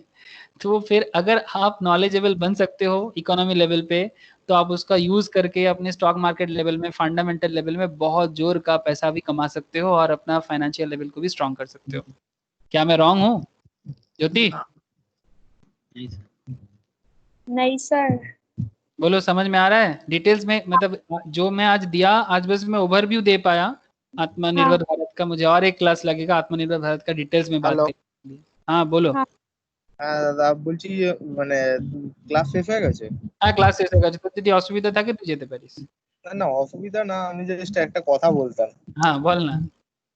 যেটা হচ্ছে কি যে আত্মনির্ভর ভারত যেটা মানে মোদী সরকার যে থেকে যেটা বলেছে, তো ওটা অনেকদিন আগেই অলরেডি চালু করে দিয়েছে. কারণ আমি জানি অনেকদিন আগেই চালু হয়েছে, ঠিক আছে. আমি আজকে ডিসকাশন করলাম, বাট সবাই তো এখন এটার ফ্যাসিলিটি বা বেনিফিটটা জানেই না. না আমি ফ্যাসিলিটি বা বেনিফিটের কথা বলছি না, এটা তো জাস্ট এখন ব্র্যান্ডিং দিয়েছে, একটা আত্মনির্ভর ভারত একটা ট্যাগ লাইন দিয়েছে. হ্যাঁ এটা অনেক আগে থেকেই আছে, আমি বুঝে গেছি.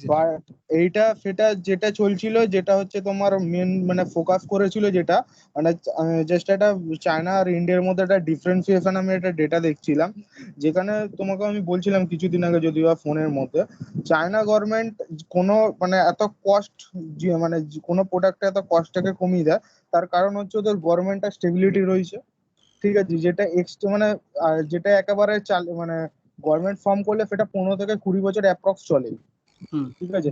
যেটা আমাদের